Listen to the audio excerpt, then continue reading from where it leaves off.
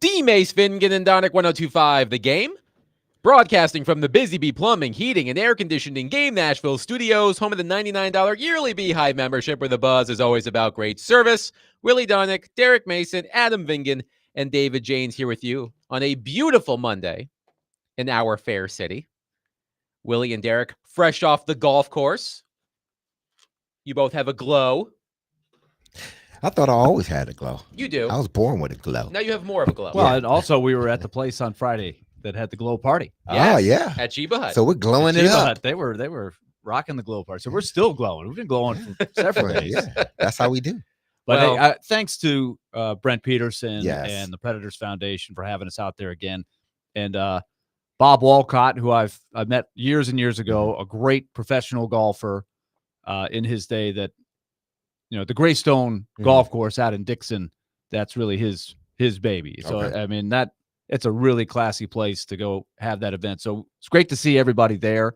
A shout out to my guys for American Construction. This is the group that built both Ford Ice Centers. They built Vanderbilt's indoor practice facility. They built the Skrimmerhorn Symphony Center, among other things. You learn about your squad because it was fun for us to talk about things not involving golf, because our golf game was a little slow to get it started, but we turned it around and had a good finish to the day. So we had fun. That's what it's all about. How was your group? It was perfect. My guys, we ended up finishing, I think, 12 under. Yeah, you beat us. But it really wasn't because of me. Yes. It's really because of them. I stepped up. I'm like, man, they put me with 4 ringers, huh? Oh, good job. So they were good. Yeah, They were good job. They were good. But did they you were contribute? nice. Did you feel Yeah, like no. I Okay. contributed. I had my shots, but their shots were better. If I was playing by myself, I would have been able to, a few rounds hang with the guys. But hey, it was cool, man. That weather was perfect. The golf course is immaculate. Some of those lies, man, they're tough. Maybe not tough for, someone that golfs all the time, but it was tough for me. So, Well, are you ready? Are you ready for me to bring you back down? Yes. Because let's talk about the local professional football team. So I'm glad that you had a great start to your day, because you're about to be brought down a little bit. For months, I planned for today's show to be focused almost exclusively on Cam Ward's NFL debut. But that debut was upstaged, overshadowed, whatever word you want to use, by Brian Callahan's bizarre coaching decisions throughout the Tennessee Titans' 20-12 loss to the Denver Broncos yesterday. Hey, they covered. Kidding, of course. They actually did cover, but I know that you don't find solace in that. I walked into the station, and Derek is pacing back and forth in his sweatsuit, looking like B Rabbit, about to battle rap Papa Doc in 8 Mile. So, Derek, I'm just going to get out of your way, because I know that you have a lot to say. So please go ahead. Yeah. Listen, Callahan, watching that game yesterday, I was more disappointed than I think angry, because Coach Callahan talked about all these things during the offseason and how he can be a better coach and, getting the players to do things to be competitive. And I'm cool with that. I'm okay with that. And I'm hoping that will manifest itself. But yesterday, Cam Ward, and people, I've thought about this, so I'm not saying this lightly. Cam Ward has something to him. When I look at him, when I watch him, when I look at his eyes, he doesn't get fazed by anything. Anything. The guy, it's like he's playing at a yoga pace mentally. The only other person I seen like that? Steve McNair. I saw that look in his eye. The look that I saw in Steve's eyes each and every game, that's the look that I saw in Cam Ward's eye.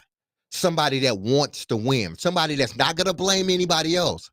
Somebody that's going to go out there and do whatever he needs to do to put this team on his back and win a game, try to win a game. And it was tough for Mac the first couple of years. It was. We wanted him to throw the football, but the coaches knew best. They brought Steve along very slowly. And you know who benefited from it? The organization, myself, Drew Bennett, Kevin Dyson, Chris Sanders, the late, great Frank Wycheck, and any other pass catcher that had an opportunity to catch passes from Steve McNair because they allowed him to mature into what he was going to be as a player. They didn't do dumb things to hurt Steve McNair. And at least they tried not to. They brought him on methodically, even though people were screaming and yelling, he needs to throw the ball more. When it all finally clicked, he became the league's MVP. And we all benefited from him. That's why he's respected and thought of so highly when it comes to this team. Don't mess this kid up. Don't. We talk about players not doing things that's going to hurt the team. Coach, don't do anything that's going to hurt the player, hurt the team. What you did right before half was just, I can't say the word malpractice. We outlawed that word. But what you did was you sabotaged your own quarterback. You sabotaged your own offense. For what? Why? I don't understand, especially when you have a young quarterback like that, who things have been, it was a little shaky with them anyway in the offensive line. Yes, the team did have some momentum. I get that. But this guy is backed up in Denver against the number one defense, and they had already started putting pressure on him. And you put him in a situation like that. And then the team comes back and they score. Ultimately, that was the winning touchdown. You doing things that are messing with the team. You are doing things that are hurting the team. We're going to talk about what the players did, but what you did hurt the team. And I'm all for Callahan. I want Callahan to succeed. This is why I'm disappointed. I don't want no one to mess this kid up. If it's not going to work, let it be him. Don't let it be what you're doing or other players not contributing. Let this kid, bring him along slowly. What you did, Brian Callahan, you sabotaged your own offense. For what reason, I do not know. You had 40-something seconds. That's all backed up in Denver. Any coach would have been like, you know what, let's run it. At least let's run it the first time. Let's run it the second time. All right, let's take it on in half. We'll punt it. I'll punt her and kick it, to the other side of the 20. We'll be good. Defense is playing pretty good. D-line is playing pretty good. But no, that was your ego. Let it go. You asked the players to let theirs go. I want you to succeed more than anything. Because if you succeed, the team succeeds. And I want this team to succeed. But you can't do anything that's going to sabotage your own work. You said all this stuff come out of preseason, and everybody's believing it. Everybody's saying, give Callahan another opportunity. And rightfully so, you deserve another opportunity. But when things like this happen in your second year, going into your second year, things like that, not to mention other things that happened in the game that you had control over, so to speak, people want to give him grace, but it's like the more and more, it's just like one thing after another. You get a pass when you're first year head coach. After that, there's no more passes, just like a player. We'll give you a pass that first year, but after that, you better come back in the camp ready to go. Because if you're not, we didn't draft somebody else in a second, third, or fourth round that can replace you. So Brian Callahan, he has to get it together because they got somebody that can replace you. The whole coaching staff, period.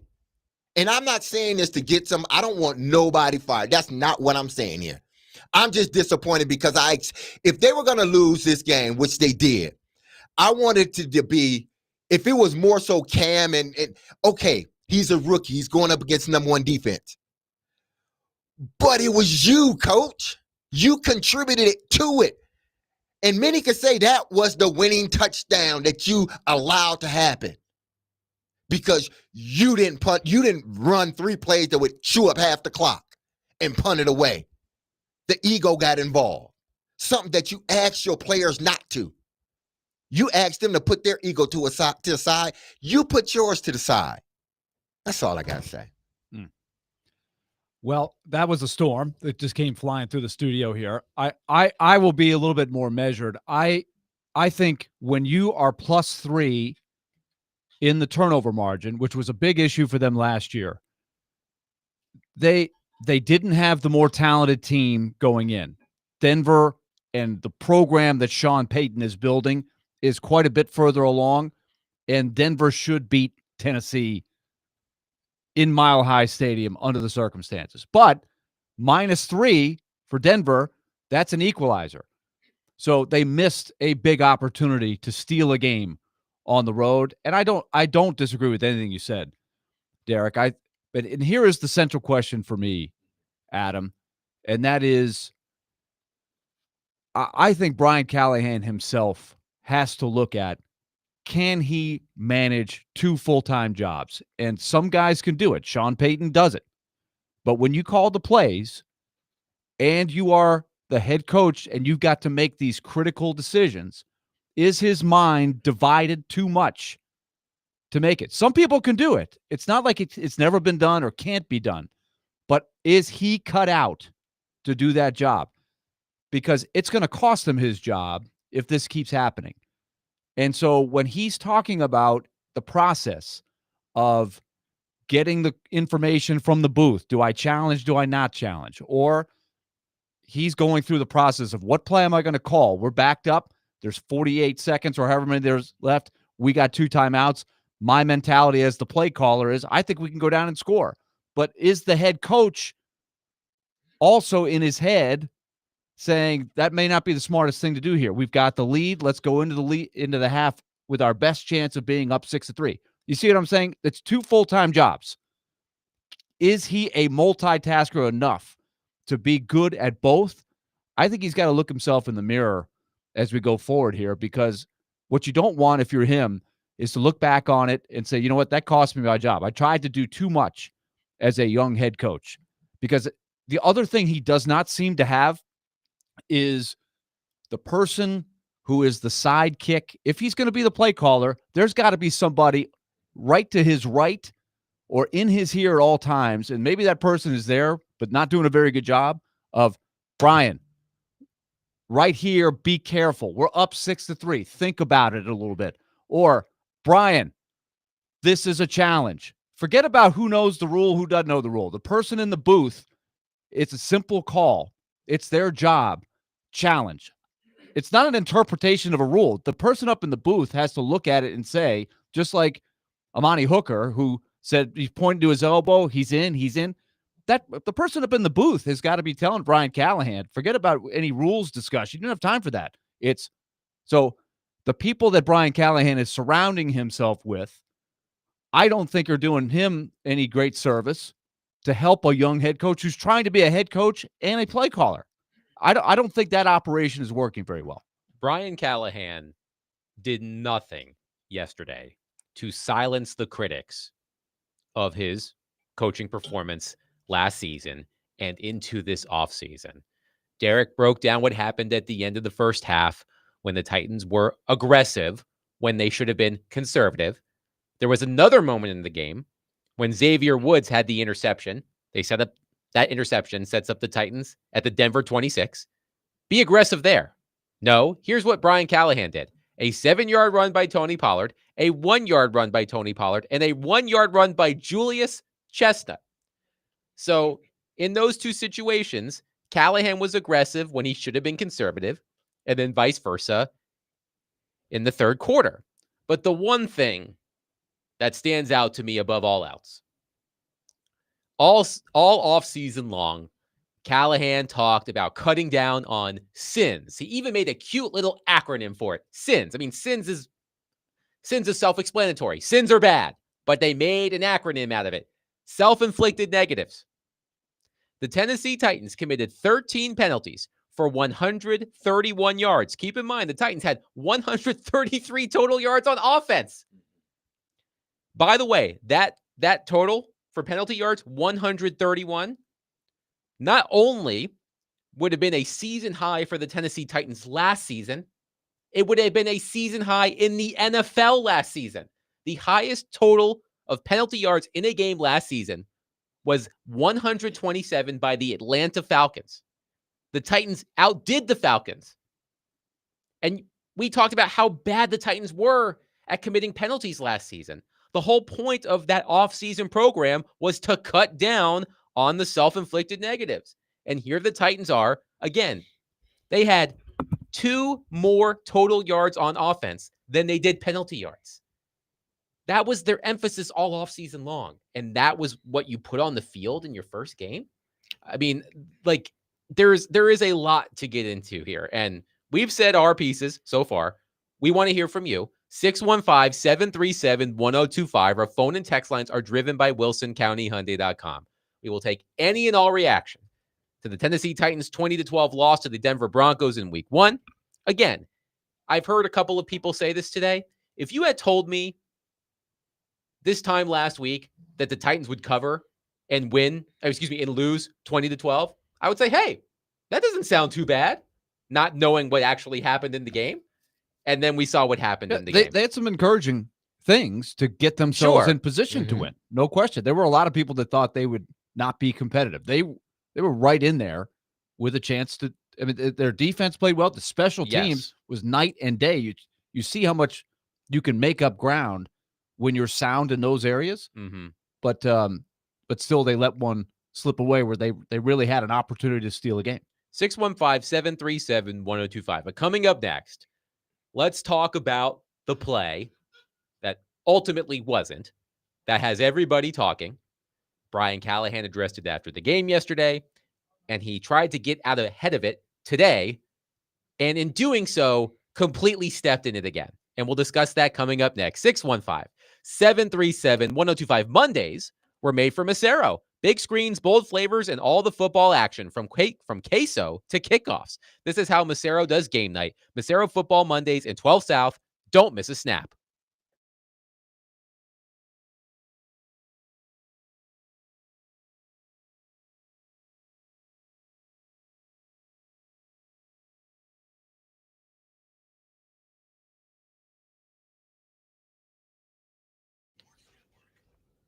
Hey, it's Derek Mason. I want to tell you about a local company I really trust, All Four Season Garage Doors, owned by Dan Watkins. This is a locally run, family-owned business that has been serving Middle Tennessee for years. They've got a huge selection of garage doors. If you're ready for an upgrade, and their installation is top-notch, big enough to serve, small enough to care.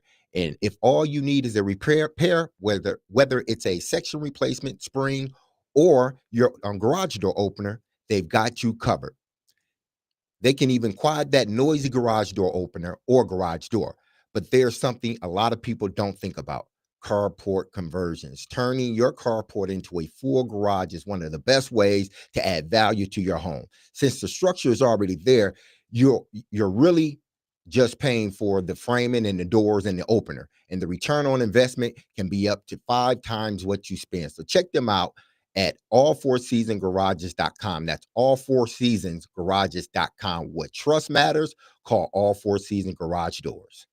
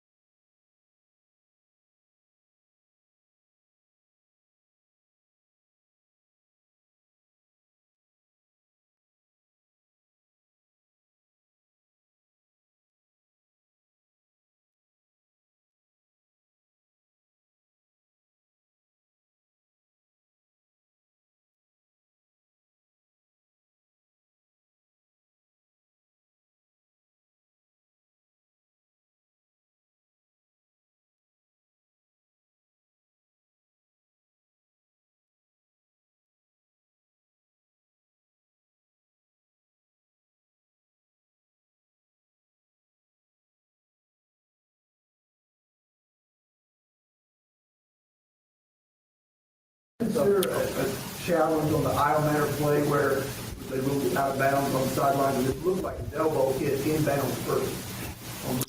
Yeah, you got to get a foot inbounds too, which we didn't have a clean look at whether his foot was down as well. An elbow doesn't equal 2 feet, so his foot would have had to come down as well. We didn't have a clean look, so the call from upstairs was that it wasn't more challenging. That was Brian Callahan yesterday after the Titans lost 20-12 to the Denver Broncos. He's referring to a play that Alec Iomatter made on 1st and 20 in the third quarter. Iomatter's elbow appeared to land in bounds. The Titans decided not to challenge it. And when Brian Callahan had that explanation after the game, I saw a lot of people on social media rush right to the NFL rulebook. Mike Herndon of paulkaharski.com was one of those people. Here is a screenshot. On a completed or intercepted pass, quote, a player who makes a catch may advance the ball. A forward pass is complete by the offense or intercepted by the defense in the field of play, at the sideline, or in the end zone if a player who is in bounds, A, secures control of the ball in his hands or arms prior to the ball touching the ground, and B, touches the ground in bounds with both feet or with any part of his body other than his hands, so on and so forth. So it led a lot of people to question whether Brian Callahan knows the rules as an NFL head coach. So, David, if you will, that was the biggest talking point of today's news conference. Brian Callahan knew the question was coming because he addressed it in his opening statement. He said in his opening statement, my interpretation of the rule was wrong. I'll own it. We should have challenged the play. David, you do have the exchange between Callahan and reporters. Let's play it now. I know you guys are all here for the conversation about the play with Alec and challenging the play and what I said after the game. And look, ultimately, my interpretation of the rule was wrong. I'll own it. We should have challenged the play, and that's pretty much all I can say about it. Is I'll own the mistake. We should have challenged it, and that's where it stands. So other than that, you guys can go ahead. With that being said, obviously there are other people who may have been able to tell you, hey, go ahead and challenge that. What happened there? That process and how those things get relayed, I'll keep those in house. But I'm the head coach of the football team, and my job is to make those decisions. And I didn't do a good enough job in that moment. I should have challenged it, and it probably would have resulted in a potential explosive play. So should have challenged the play. But your interpretation of it being incorrect, the interpretation of Rob in your ear is also incorrect. He's there to correct you or counsel you, and he's also not getting it right in the moment, correct? Again, I should have challenged play, and the communication and how those things happened are all part of the process that we got to do a better job of overall. But I'm in charge of that, and I didn't do a good enough job there. So again, I should have challenged the play. So later in the news conference, by the way, Rob being referenced there by Paul Kaharski, Rob Riederer is the director of game management and strategic initiatives, who is in Callahan's ear. So that is who Rob is in that clip. But later in the news conference, and then we will get what is his. I need to learn who this guy is. Okay, well, we can do that. I don't believe he's been an NFL head coach or coordinator, right? I have never heard of this man until today. Is he an analytics guy? I don't know what his background is, but that's my point about before. Is that is a very, very important job, and it should take off the plate of a guy who's trying to be the head coach and the play caller of the interpretation of a rule. It shouldn't be about that. It should be, I know you're trusting me for this job. That's a challenge. So I'm putting it on Rob. So, and that doesn't excuse. And Callahan, Rob? And Callahan did the right thing there. He didn't throw anybody into the bus, and he took accountability. And he also tried too hard to answer the question. He put himself in a trap with the word, and that was dumb. That's a rookie mistake by a head coach who's young, trying to answer. And so I know the rule, and that's really not the point. Your guys screwed you over by not telling you. That should be a simple order of operations: challenge or no challenge. Here's the but. So you heard in that clip, Callahan says, quote, my interpretation of the rule was wrong. I will own it. We should have challenged the play.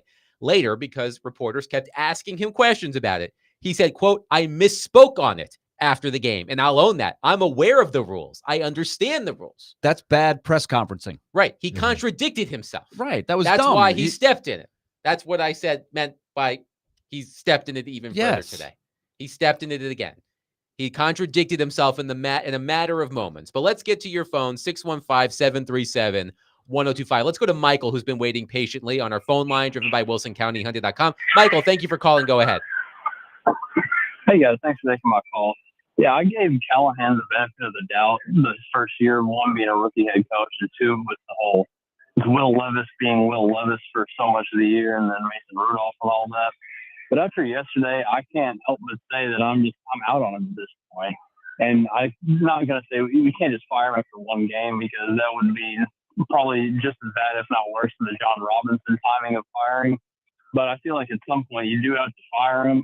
I say Bones Fossil should be the interim head coach, because he's actually got some experience with it. I think he can at least steer the ship to the end and not be a total disaster. And I think next year you got to go. Personally, I'd go after John Gruden. I'd send the house to try and get him. I feel like he'd be the perfect culture changer to get this team where it needs to be, especially before we end up ruining Cam Ward. And I think he's got something to him. I think he's special, and with the right coaching like Gruden and the culture setting, that he could be. We can actually get back to being the times of 2019 to 2022 with Tannehill and Henry. Thank you for the call, Michael. So, if I had set the over/under on how many weeks into the season will we start getting calls that John Gruden should replace Brian Callahan as the Titans head coach? Let's not go there for now. I'm being facetious. Facetious. But this is what's going to happen today after the performance that Callahan and the Titans put on the field yesterday. Callahan, as I said, Callahan did himself no favors. He did not silence his critics by how he handled the game yesterday. So that's all I was trying to say. Let's go to Trey on our phone line, driven by WilsonCountyHunting.com. Trey, thank you for calling and waiting. Hey, Please guys, go thanks ahead. for taking my call. I am going to kind of take a little bit of a turn just in the direction towards some of the positive stuff. One, because I think the negative stuff is going to get plenty of airtime today. And then two, because I think that I got to have some positivity with this team eventually. So first and foremost, what I really think the big positive takeaway for me from this whole thing was Cam Ward looked like he has got it. He's got what it takes. So, we got Will Levis. He never, ever to me looked like one time like he was going to be the guy for us. Never. Like the whole way through his time, it seemed like even when he made a good play or two, it just didn't really seem like, okay, this guy maybe has what it takes. It just seemed shaky the entire time. And Cam Ward is clearly not that guy. So I'm really looking forward to seeing him develop. And I do think that making sure that we are getting him coached appropriately and getting the rest of the team around him coached appropriately is going to be a big deal. But I'm curious to hear you guys on on Cam's performance, and I'm sure you'll get to that eventually. But I thought that his performance was a huge positive yesterday. I thought he made great decisions. So interested to hear your guys' thoughts on that. Thanks. Thank you for the call, Trey. And we will get to Cam Ward. Trust me. The Callahan stuff sort of overshadowed Ward's debut. We will get to Cam Ward. Also, Turron Davenport will join us in the next segment. By the way, Willie, you'll appreciate this. I went to the Tennessee Titans website. I looked up Rob Riederer, director, game management and strategic initiatives, biography, blank. See, honestly, I've been on this for over a year now. He played tight end for Tulsa, according to ESPN. So there's something. Well, we know that. But that's what I'm trying to get at. That's an important job. And whether he played at Tulsa or hasn't ever played football, doesn't really matter. Are you getting it done? So, D-Mace, tell me your thought on that. Because the head coach, in my mind, he's not near the play. When Iomander catches the ball and comes down, is he in, is he out? He may not have a good look at that. So you've got the guy, you've got Rob up there in the booth. Help me out here, guys. What do you think? But also, Brian Callahan's trying to multitask. If it's incomplete, he's got to call the next play. This is why it's very tough to do both. I'm calling the next play, but I'm also listening in my ear. I've got a rookie quarterback. This is a hostile environment. Bullets are flying all over the place. We're trying to find a way to win. I'm trying to do two jobs. So you got to have the guy in your ear saying challenge or no. No discussion, no debate. Tell me, Rob, I've delegated to you. Challenge or no challenge? You tell me what you think about that. I mean, every coach, I believe, to my knowledge, in my history with this game, my experience, they all have that one individual. Whether upstairs telling them that's the challenge or don't challenge it, because, like you said, Willie, as a head coach, whether you are the play caller or not, you have so many things that you're thinking about.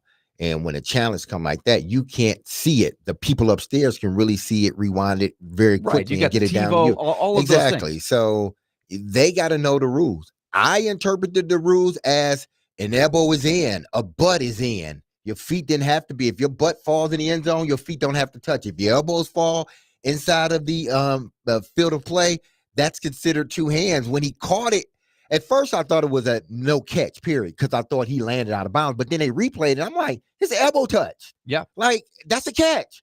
And they just guys in the vicinity, like Hooker, saw that. Yeah, but that should be being relayed. But even to the announcers, they kind of went about their business. No, Mark Sanchez did not see it, and he should have seen it. Exactly. They just kind of went about their business as if, and I'm like, that's a catch. Why isn't anybody challenging this? So to me, there's too much emphasis on does he know the rule? And this is the trap that Callahan fell into, because he fell into it in the press conference. He fueled the fire by waffling and changing his answer. He gave a nebulous, contradicting answer, and he's gotten himself deeper in it because of it.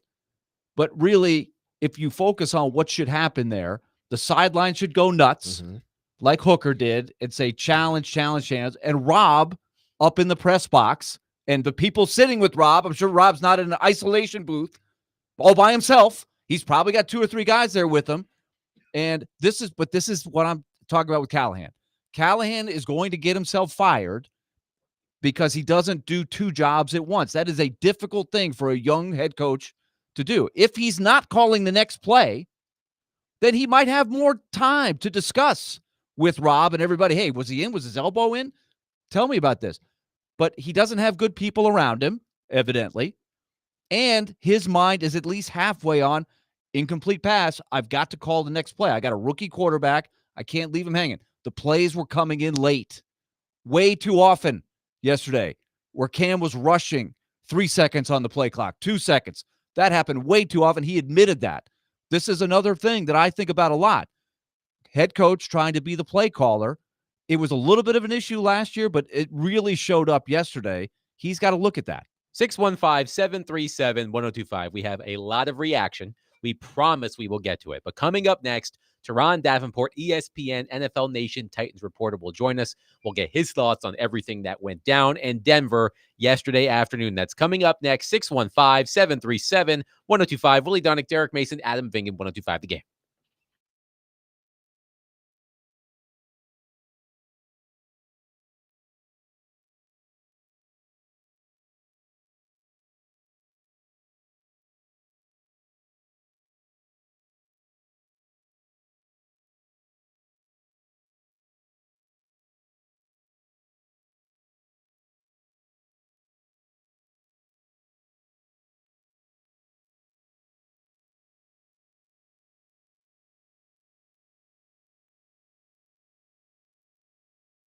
Hey, let's tell you about Loan Pronto. Remember, their phone number, 615-499-5780. If you've been caught with a high-rate mortgage in the last couple of years, pay attention, because right now, Loan Pronto, they're delivering the lowest mortgage rates in 3 years. Their rate reduction home loan program is ready to go. Streamlined, low cost, and no appraisal needed in most cases. You can skip your next 2 house payments. They can lock you in to a fixed rate as low as 4.99% APR, and you can close in as little as 2 weeks. So the rates aren't going to stay this low for long. So call Loan Pronto now for your free, no obligation quote. 615-499-5780 or loanpronto.com. That's 615-499-5780 or loanpronto.com. Get that fresh start with more money in your pocket and skip those next 2 house payments. Equal housing lender, NMLS 166-1781, subject to lender approval. NMLSconsumeraccess.org.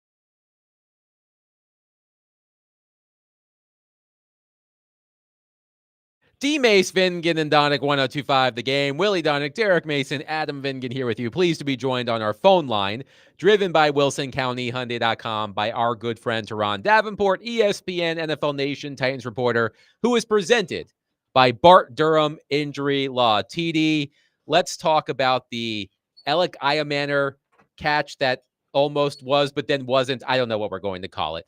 But you heard Brian Callahan's explanation after the game. You were there asking questions of Brian Callahan earlier today about his interpretation of the rule. I just want your general thought on this whole thing and what your thoughts were on Callahan's responses yesterday and today on the matter. Yeah, I think, there's two different kind of stories, I guess you could say, or interpretations. One is that he misinterpreted the rule. Then he said he misspoke, and he said that, he's well aware of the rules and everything like that. But either way, it's just something that can't happen. That's a play where you get a 23-yard reception that puts you in plus territory on 1st and 20. And that's a pretty significant play, and especially in a close game like this. So regardless, it can't happen. Somebody up top, Rob Ritterer or, whoever is all together in charge of, making sure that he's informed and knows when to make the right challenge, et cetera. It didn't happen. So that's clearly an issue. TD, we were just talking about that process there, because if you really think about it, if you delegate properly, it doesn't really matter if you know the rule or not. You're taking instruction from up top, challenge or no challenge. I think it's that simple myself. But tell me, Rob Ritterer, is that a Callahan guy? Like, how does he get into that spot? Is that a Brinker guy? Because that's, as we know, is an important job. We talk about it a lot in hockey broadcasts. They have a video review person. There's two people, actually. Their names are very well known, Lawrence Filoni, Andrew Malash, and there's a clear system. And Andrew Burnett and the coaching staff are relying completely on them, whether to challenge or play. Now, I realize it's not quite the same thing, but tell me about the process as well as you know it. Yeah, so basically there's someone up top, which is Rob Ritterer, and if there's something that there's a challenge, there's a communication, right? And if Callahan, says one thing and he knows the rule to be differently, he's supposed to shoot that down there and say, hey, look, this is a challenge. So in essence, he's basically pitcher stretch for Mike Vrabel. I'm not going to say, Rob is that extensive because I don't know that situation as well as I knew the Vrabel to stretch one. But he's in essence that type of guy to make sure that, hey, listen, man, everything operationally is done correctly. So, hey, look, Brian, you need to challenge that. That's the call that needs to come from Rob Ritterer down to Brian Callahan. Turron, a lot of the talk about Brian Callahan after the game overshadowed Cam Ward's NFL debut. What most impressed you about Ward in Denver? What did you see from him that you would like to see improve over the course of the season? Yeah, well, what impressed me the most was I know that they were 2 of 14 on third downs, but there were so many times where that pocket got so muddy, right? And he, with all those people around him, he managed to, escape pressure frequently. And, there were a couple times, like you look at the throw to Pollard, that he made on the first third down and 3rd and 10. That was impressive, just to be able to climb the pocket and make that throw while you got a defender draped on you. Then you look at, the one where he kind of reverse turned out of the pocket. He scrambled to his left a little bit. And then he saw Ridley come open, and he made the throw there. And it's like, well, where are you throwing it? Oh, I see. Those are the types of things that he clearly showed that when it comes to getting the second level or second play within a play, he showed that that's something he's going to do extensively. And these receivers, they got to know, look, man, I got to stay alive because my quarterback's going to, and he's going to try to find me with the ball. We're talking with Turron Davenport discussing last night's Tennessee Titans and Denver Broncos football game. Now, TD, I texted you earlier, and because we had been talking about this, I think for a while about how they're going to use Calvin Ridley and moving him and him being a Z and him being off the ball, and he was going to be ultimately the move guy.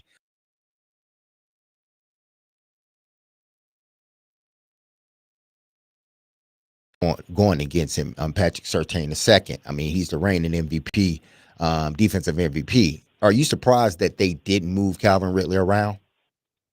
Yeah, I am. I thought they would, use him in more motion, like motion him from number 1 to number 2 and run that slant, kind of like the Eagles used to do with Deshaun Jackson all the time. Not saying they're the same player, but I'm talking about the usage-wise.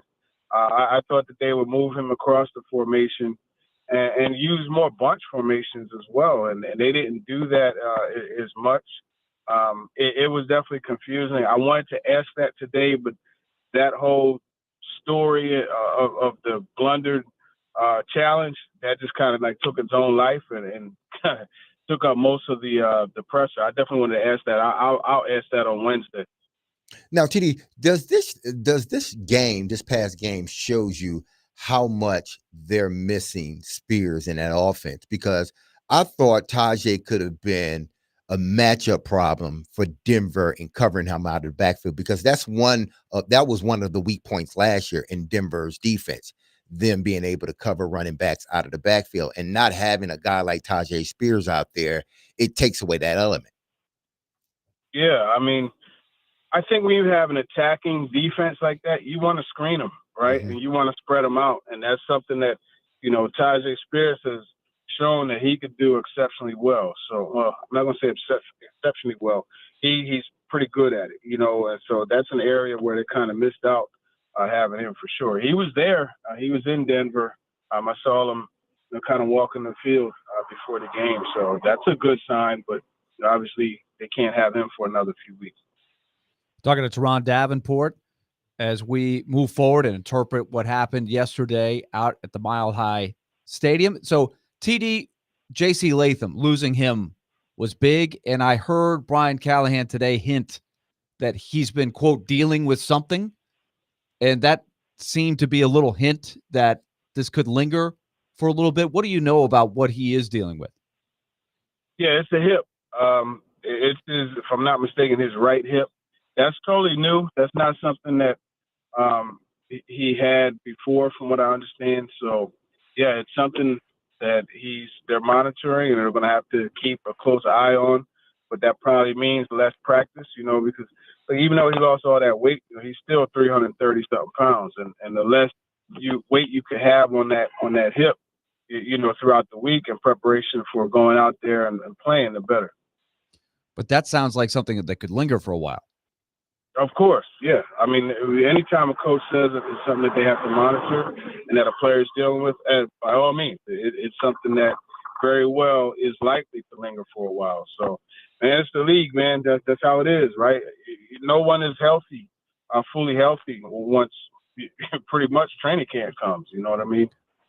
I thought Denver's defense was as advertised. They really swarm. You could feel it in the stadium.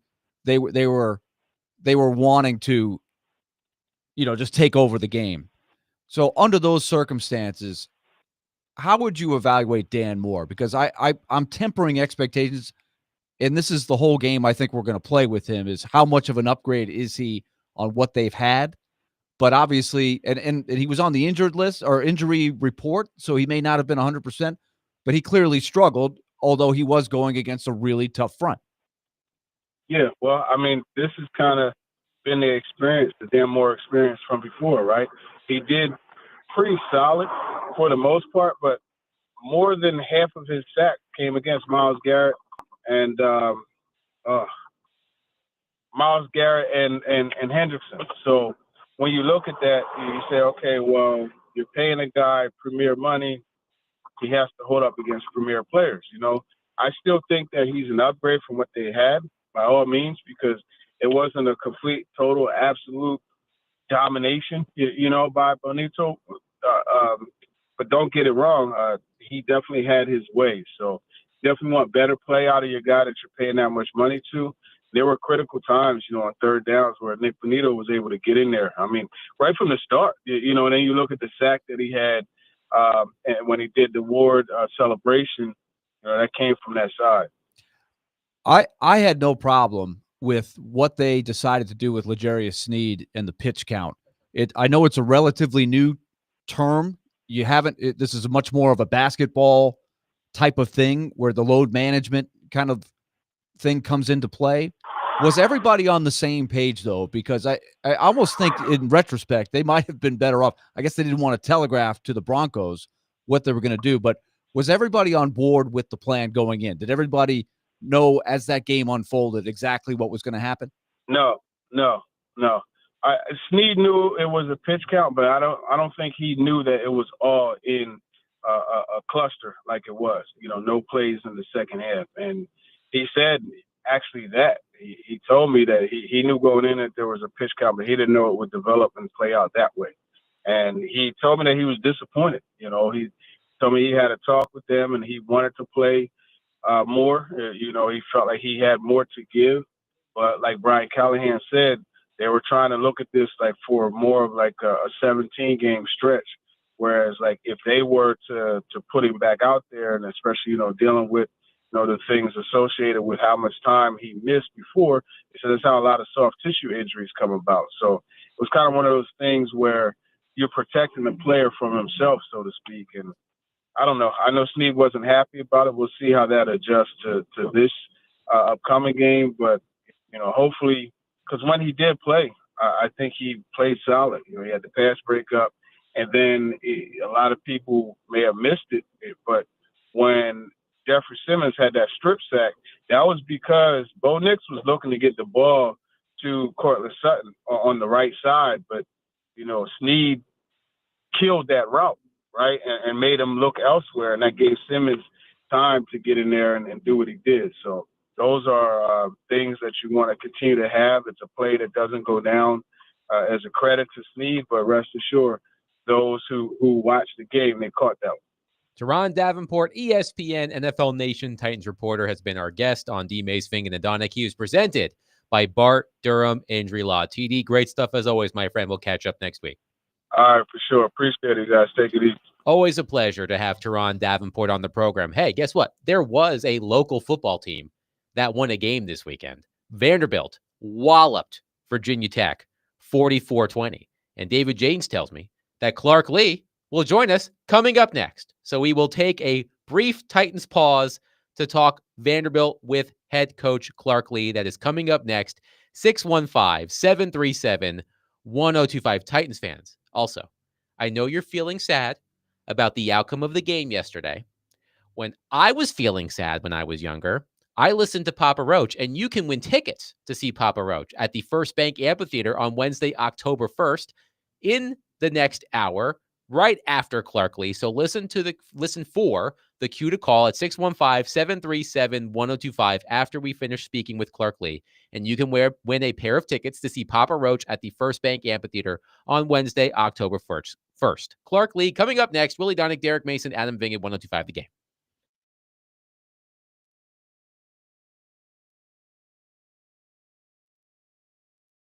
I don't know. Hey, it's Derek Mason. You heard me tell you about Dr. Lodge and his staff over at Cool Springs MD for some time. If you set out to lose weight, chances are it's not your first time setting a resolution to shed some extra pounds only to face disappointment. But at Cool Springs MD, Dr. Lodge and his team understands the frustration of this cycle, and that is why they offer a different approach to weight loss. Their comprehensive weight loss program is led by Dr. Jeffrey Lodge and addresses the root cause of weight gain with tailored nutrition, exercise, blood test supplements, and more. They will customize a program specific to you and you only. So connect with Dr. Lodge at CoolSpringsMD.com today to schedule your appointment for a personalized weight loss plan just for you. That's Cool Springs MD, where your weight loss journey becomes a success story.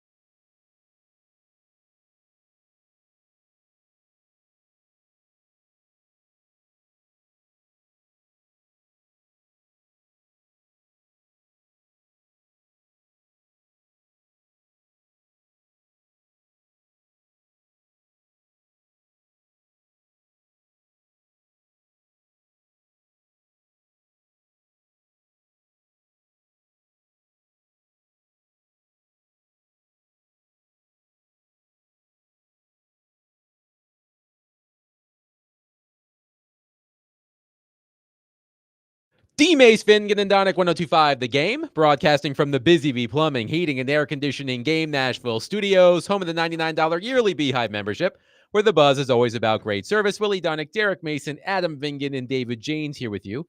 Pleased to be joined on our phone line, driven by WilsonCountyHyundai.com, by Vanderbilt head football coach Clark Lee. The Commodores defeat the Virginia Tech Hokies 44-20 in Blacksburg on Saturday, outscoring Virginia Tech 34-0 in the second half. And Clark, before we get to the ins and outs of the game, I don't know if you saw this, but the custodial crew at Lane Stadium gave your team a shout out for leaving the visitors' locker room in excellent condition. That's like the cherry on top of that win, right? Well, it's become kind of what I'm hearing about the most, honestly, which is great. I mean, we try to do the right things the right way, and I've said this a couple of times now, but I mean, it's a credit to our team and Gary Beach and his staff. Gary, who's our equipment manager, who's been here since I was a player here. He's the absolute best, and it's one of those things where we have core tenets in our program. Obviously, pride in everything we do is really important, and being grateful and thankful for all the opportunities we have in our sacred spaces. And we want to be first class, and we can say all those things, and we can put them on our walls and put them on T-shirts or whatever.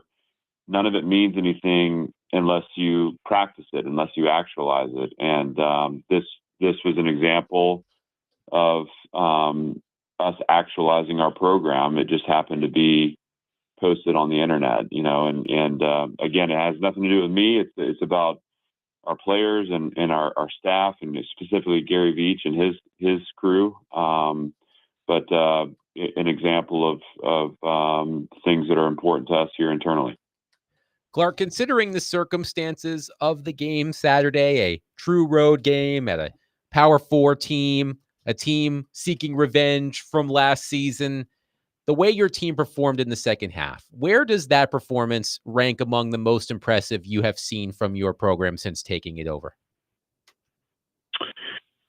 Oh gosh, I haven't had a chance to put all those things together and measure them against each other. I'm proud of the way the team came out. I wish that we would have started with maybe a little more focus and execution. I do think there were good parts there in the first half that I celebrate as good football. We had two drives that we took on defensively, one for 15 plays, one for 13 plays, both ended in field goals. That's good defense.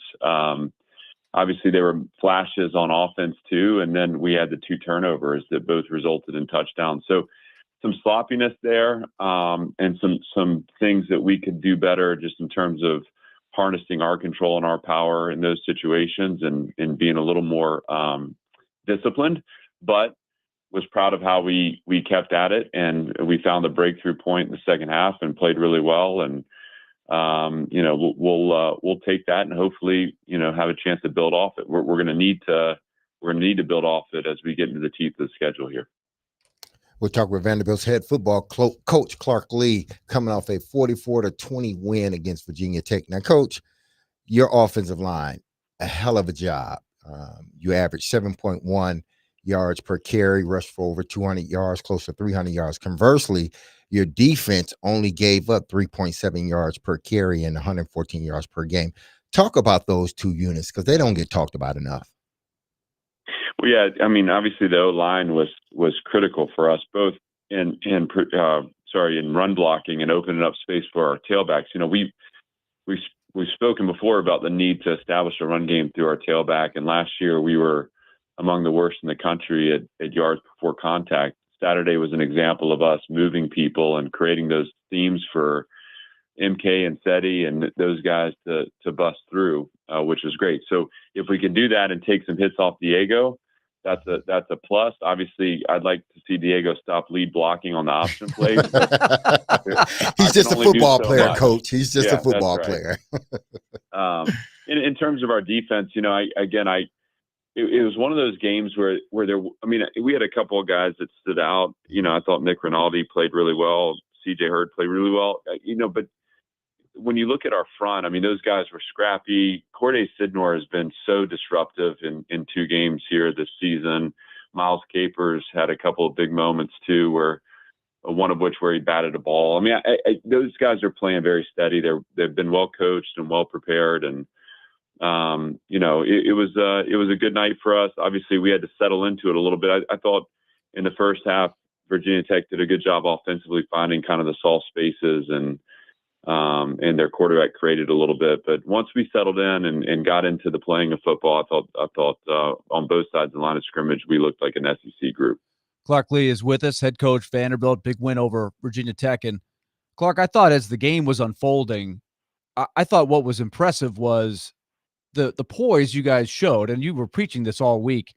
But there was, Virginia Tech wasn't called for a penalty. There were a lot of tough ones on you guys. You had the turnover, but yet the team sort of held together. There was that stage of the game, though, that it could have maybe gotten away from you. Or I've seen football teams before and all other sports, it kind of can unravel. But tell me about that stage of the game as you guys tried to hold it together before things started rolling. Well, you must have been reading my lips. I might have had a few other choice words in there, but I was frustrated with the imbalance of penalties called. And that's not to say, look, the officials have a hard job, and I don't envy their job. And certainly, I think our league officials do such a great job. And but there was an imbalance there to me that I felt like I needed to address and fight for our team a little bit. Again, when you think about the way the game played out, I mean, it was 20-10 at halftime. So you're taking a 10-point deficit into the half, knowing that you're getting the ball in the second half. Let's go back to those two drives I referenced earlier. One was 15 plays, one was 13 plays. I think sometimes when you watch those as a fan, maybe that you can throw them away as, oh man, we got to get off the field. And, they feel like you just feel like you're taking on water. And the truth is, the difference between 20-10 and 28-10 is enormous. And so the idea that we were able to hold them to 3 points on those drives as we kind of got our footing in the game, that gave us a chance coming out of half to score and make it a one-possession game. So the whole key was we come out in the second half, our offense needs to take the ball, drive down, score a touchdown. Once we did that, you basically felt like, all right, we're back to level now, even though they had a 3-point advantage. We're back to level. We're one stop away from taking the lead in the game. And sure enough, once we did that, it just felt like we were able to grab it and run with it. And it doesn't happen without players that understand how important those or significant those moments of momentum are. It was their attention to detail, their effort, their execution that allowed us to separate there at the end. What do you think the key was to taking away the read option game? Seemed like Virginia Tech was really leaning on that with some short passes, and it was obviously a very different story in the second half. But what was the discussion in the locker room there to try to come out with something a little different?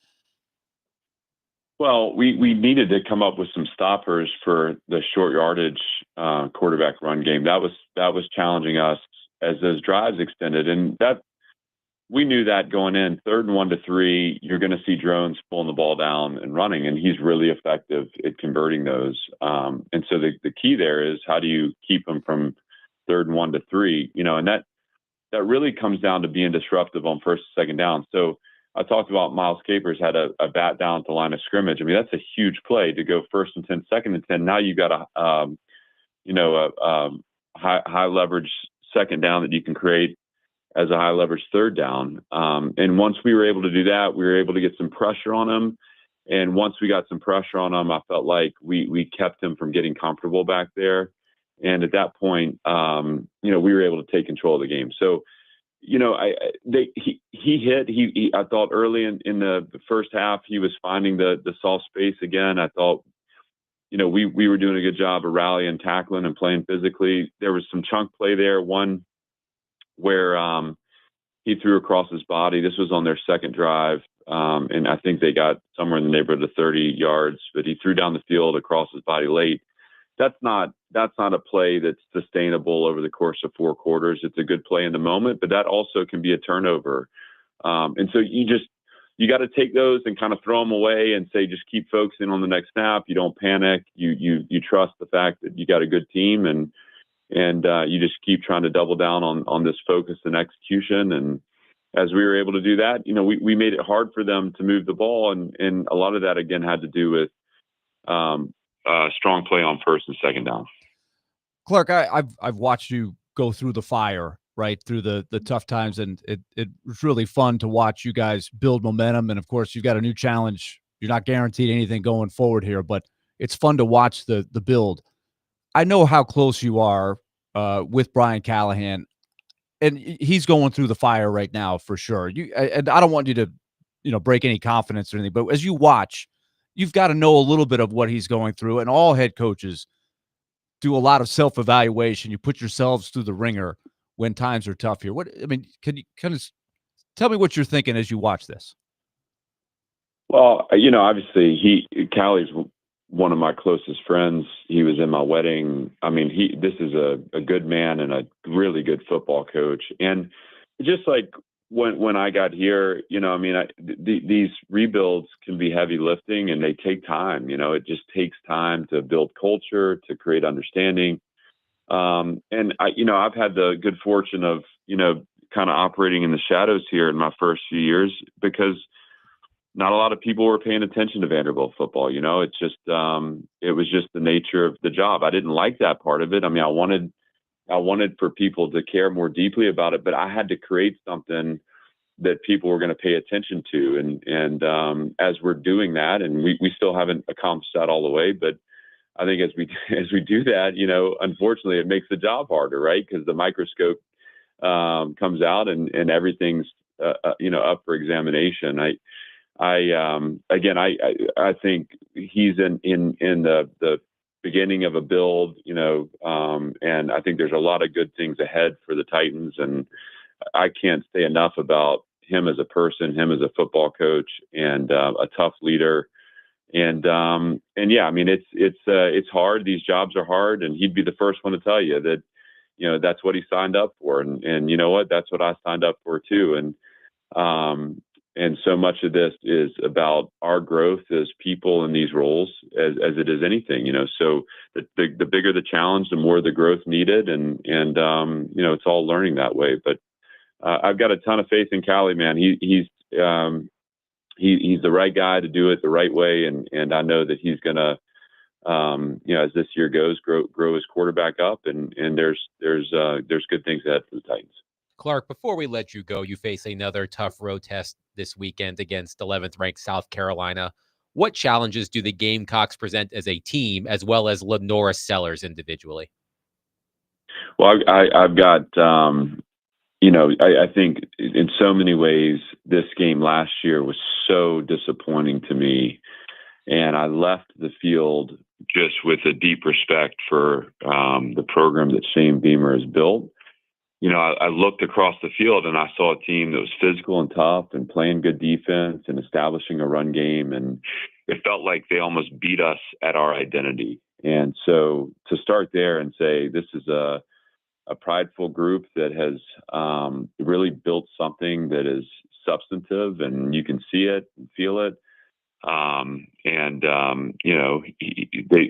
They've come out again this year and had a hot start, and it's going to be a challenge. It's going to be a real challenge, especially on the road in a really neat environment, which I'm excited for, but also understand that it makes the task harder. And then, just like with every team, it kind of starts and ends with your quarterback, and he's got one of those special talents, just like I feel like we have, and Lenora Sellers is a guy that has arm strength, and he's smart, and he knows how to find the open guy. He's got some fast and big receivers that, he knows how to throw them open. But obviously there's the element of his physical running style too. That presents a real challenge. So how do you rush him in a way that you're able to sack him when you can get there? Obviously last year to start the second half, we had him in a second and long, and we had him sacked. And it's like, if you accelerate and try to sack him at full speed, he's going to be able to duck you and throw you off. And in that moment, he found an open receiver down the field, I think for about 50 yards. So it's a challenge. Obviously, then there's the escapability and his ability to find the window in the rush, and he usually escapes vertically than to try to outrun you to the sideline. So there's a lot for us on defense. We got to be really detailed and disciplined. We got to execute the right way. And with all that said, you still have to play your game. So you don't want to do so much to account for their people. You want to have awareness and build structure around making them play left-handed, but it's got to be about us and about how we execute and play our system and our style. So that's what we'll do. And it'll be fun to measure up against a really good team, a well-coached team in a tough environment. Vanderbilt head football coach Clark Lee has been our guest on D-Mace Vinganadonic, as he is every Monday. Clark, thank you so much for your time. Good luck at South Carolina this weekend. Thanks, guys. Good to be with you. Clark Lee on the program. Vanderbilt at the 11th ranked South Carolina Gamecocks, a 6:45 start in Columbia, South Carolina. 615-737-1025. We've talked so much about Brian Callahan. We've barely touched on Cam Ward, who just happened to make his NFL debut yesterday. So we will discuss Cam Ward's debut coming up next. We want your reaction as well. 615-737-1025. And speaking of that number, I did promise a giveaway, so here it is. Be caller number 3 at 615-737-1025, and you can win a pair of tickets to see Papa Roach at the First Bank Amphitheater on Wednesday, October 1st. Caller number 3. 615-737-1025. A pair of tickets can be yours to see Papa Roach at the First Bank Amphitheater on Wednesday, October 1st. Willie Donick, Derek Mason, Adam Vingan, 1025 The Game.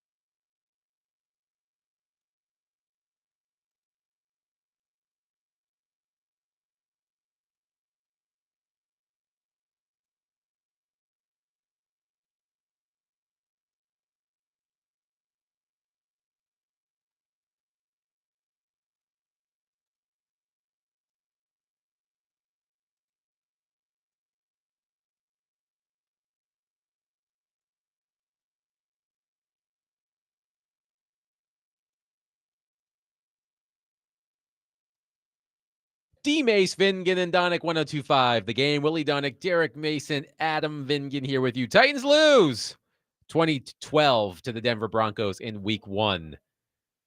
The Los Angeles Rams are on their way. Well, not literally. They're not leaving for a few days. But the LA Rams will be here in week 2.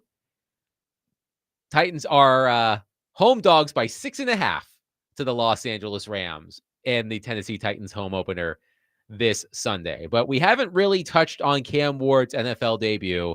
We will get back to Brian Callahan. Y'all are texting the text line so fast, I can barely keep up. So we'll get back to that reaction. But we're going to talk Cam Ward. And we'll actually start on our phone line, driven by Wilson, CountyHyundai.com with Kleiss. Kleiss has been waiting patiently. Kleiss, thank you for calling. Go ahead. Can you hear me? We can. Go ahead, Kleiss. I just wanted, I want to say, Cam Ward, he likes to hum that tater. He acts like a quarterback, like a baseball pitcher. He needs to quit throwing so hard all the time. Thank you, Kleiss. Thank He you, likes Kleiss. to hum that tater. Hum that Hum tater. that tater. Have you heard this reference before? I've never heard that. I heard tater, but from Mater, tater, cars. Yes. Yeah, that's Well, but D-Mace as a receiver, yeah. we did see this in the preseason. We saw it again yesterday. He really does throw lasers. And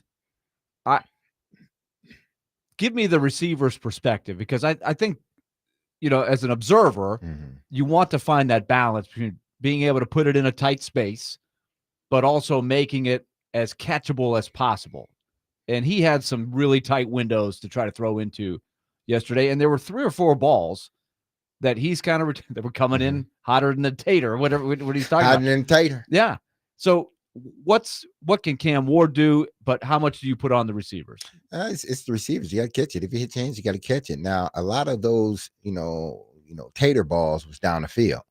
And yes, they were hot. But when you're playing in the NFL, that ball has to come in there down on seams. It has to come in there fast and hot, because that safety is barreling down on you. The only time there's going to be a little lost on it is if there's no safety in the middle of the field, or he's throwing it to the outside. But if he's throwing it down those hashes, best believe that thing's going to come like a fire or to his back shoulder. So I blame that. If it touches your hands, it's a catchable ball. And it wasn't like it touched their fingertips. No, the ball hit their hands. And they got to know that he's trying to protect them. So he's throwing that ball in there hot and quick so they can get it and get down. He can't loft it in there. Now, when you're talking about intermediate stuff, 5 yards, those crossing routes, then yeah, he may have to take some heat off of that. But a lot of those passes, when you're throwing it in between those hashes, man, you got to get it in there fast. So it's up to the receivers to make the adjustment and catch the ball. Adam, you said 3 drops on, what was it, Pro Football Focus? Pro Football Focus charged the Titans with 3 drops. Calvin Ridley with 2. Alec Iomanner with 1. Brian Callahan had another 4 one. or 5. Well, Brian Callahan said Yes. 4 or 5 drops. So that's just what PFF said. But my point is, it can be debatable what's a drop, and there are passes, and I think this falls into Cam Ward with the way he uniquely delivers the ball. I mean, he is throwing searing lasers, and it looks to me like it's getting on the receiver unexpectedly quick, even in their mind. Like they're on the wrong foot sometimes, and they get 2 hands on it, but it is not clean. And so what's a drop? What's catchable? And you have a high standard for receivers, I think, D-Mace. But I ask myself, is that going to get better? As they learn him, he learns them. Because, like, those throws, not every quarterback can even try, right? And he's firing that thing in there, and you're thinking, okay, if you come up with that, that's a big play. But you can't have all year us playing this game of, is it a drop? Or was that too hot? But this has been a discussion point, I think, each game I've seen him. He throws passes like that. Yeah, but that's something they have to get used to.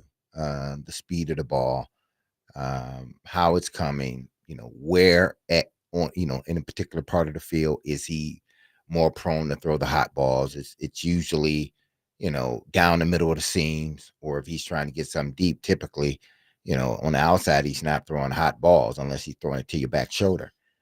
But the guys got to know down that seam, he's throwing it to you hot, especially if he sees a middle of the field close, which means there's a single high. He's trying to get that ball to you as quickly as possible before that safety gets there. But that's something that I hope they will, as the season goes, they will get more comfortable and they will get more used to one another running those seam routes. Because I think because of the offense and what they run, those seam routes may be open, whether it's for the quarterback, whether it's for the wide receiver or the tight end. Robert says on our text line, we just need D-Mace back on the team. All these wide receivers wanting these softballs. What the hell? Get some calluses on your hands. Yeah, you never complained about it. And the only time a receiver complain about a hot ball is if I'm running a shallow cross and you just zip that sucker in there. And it's like, man, I'm 2 yards away from you.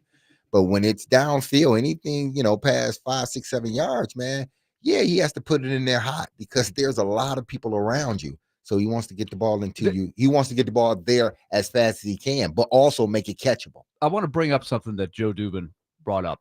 He had issue with Calvin Ridley staying in there and grabbing it, and he felt like he was reluctant to hang in there because he thought he was afraid to get hit. Did you see some of that? I'm curious how you thought, because it's not like it used to be, right? You can catch it over the middle now, and there's not as much of a threat of getting completely lit up.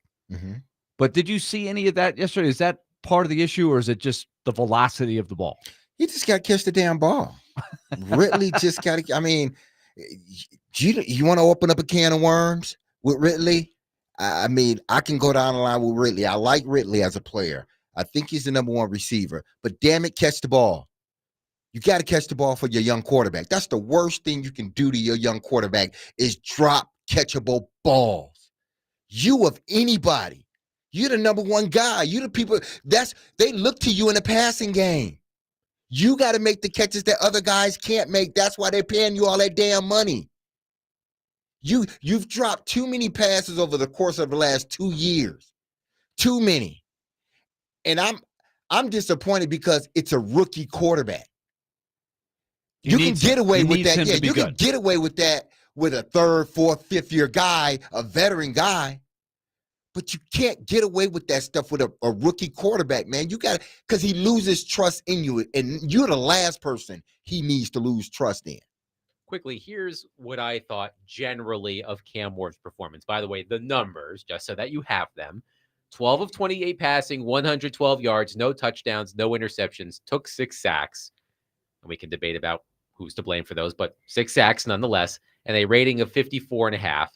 PFF, as I just said, charged Titans receivers with 3 drops, 2 by Ridley, 1 by Iamaner.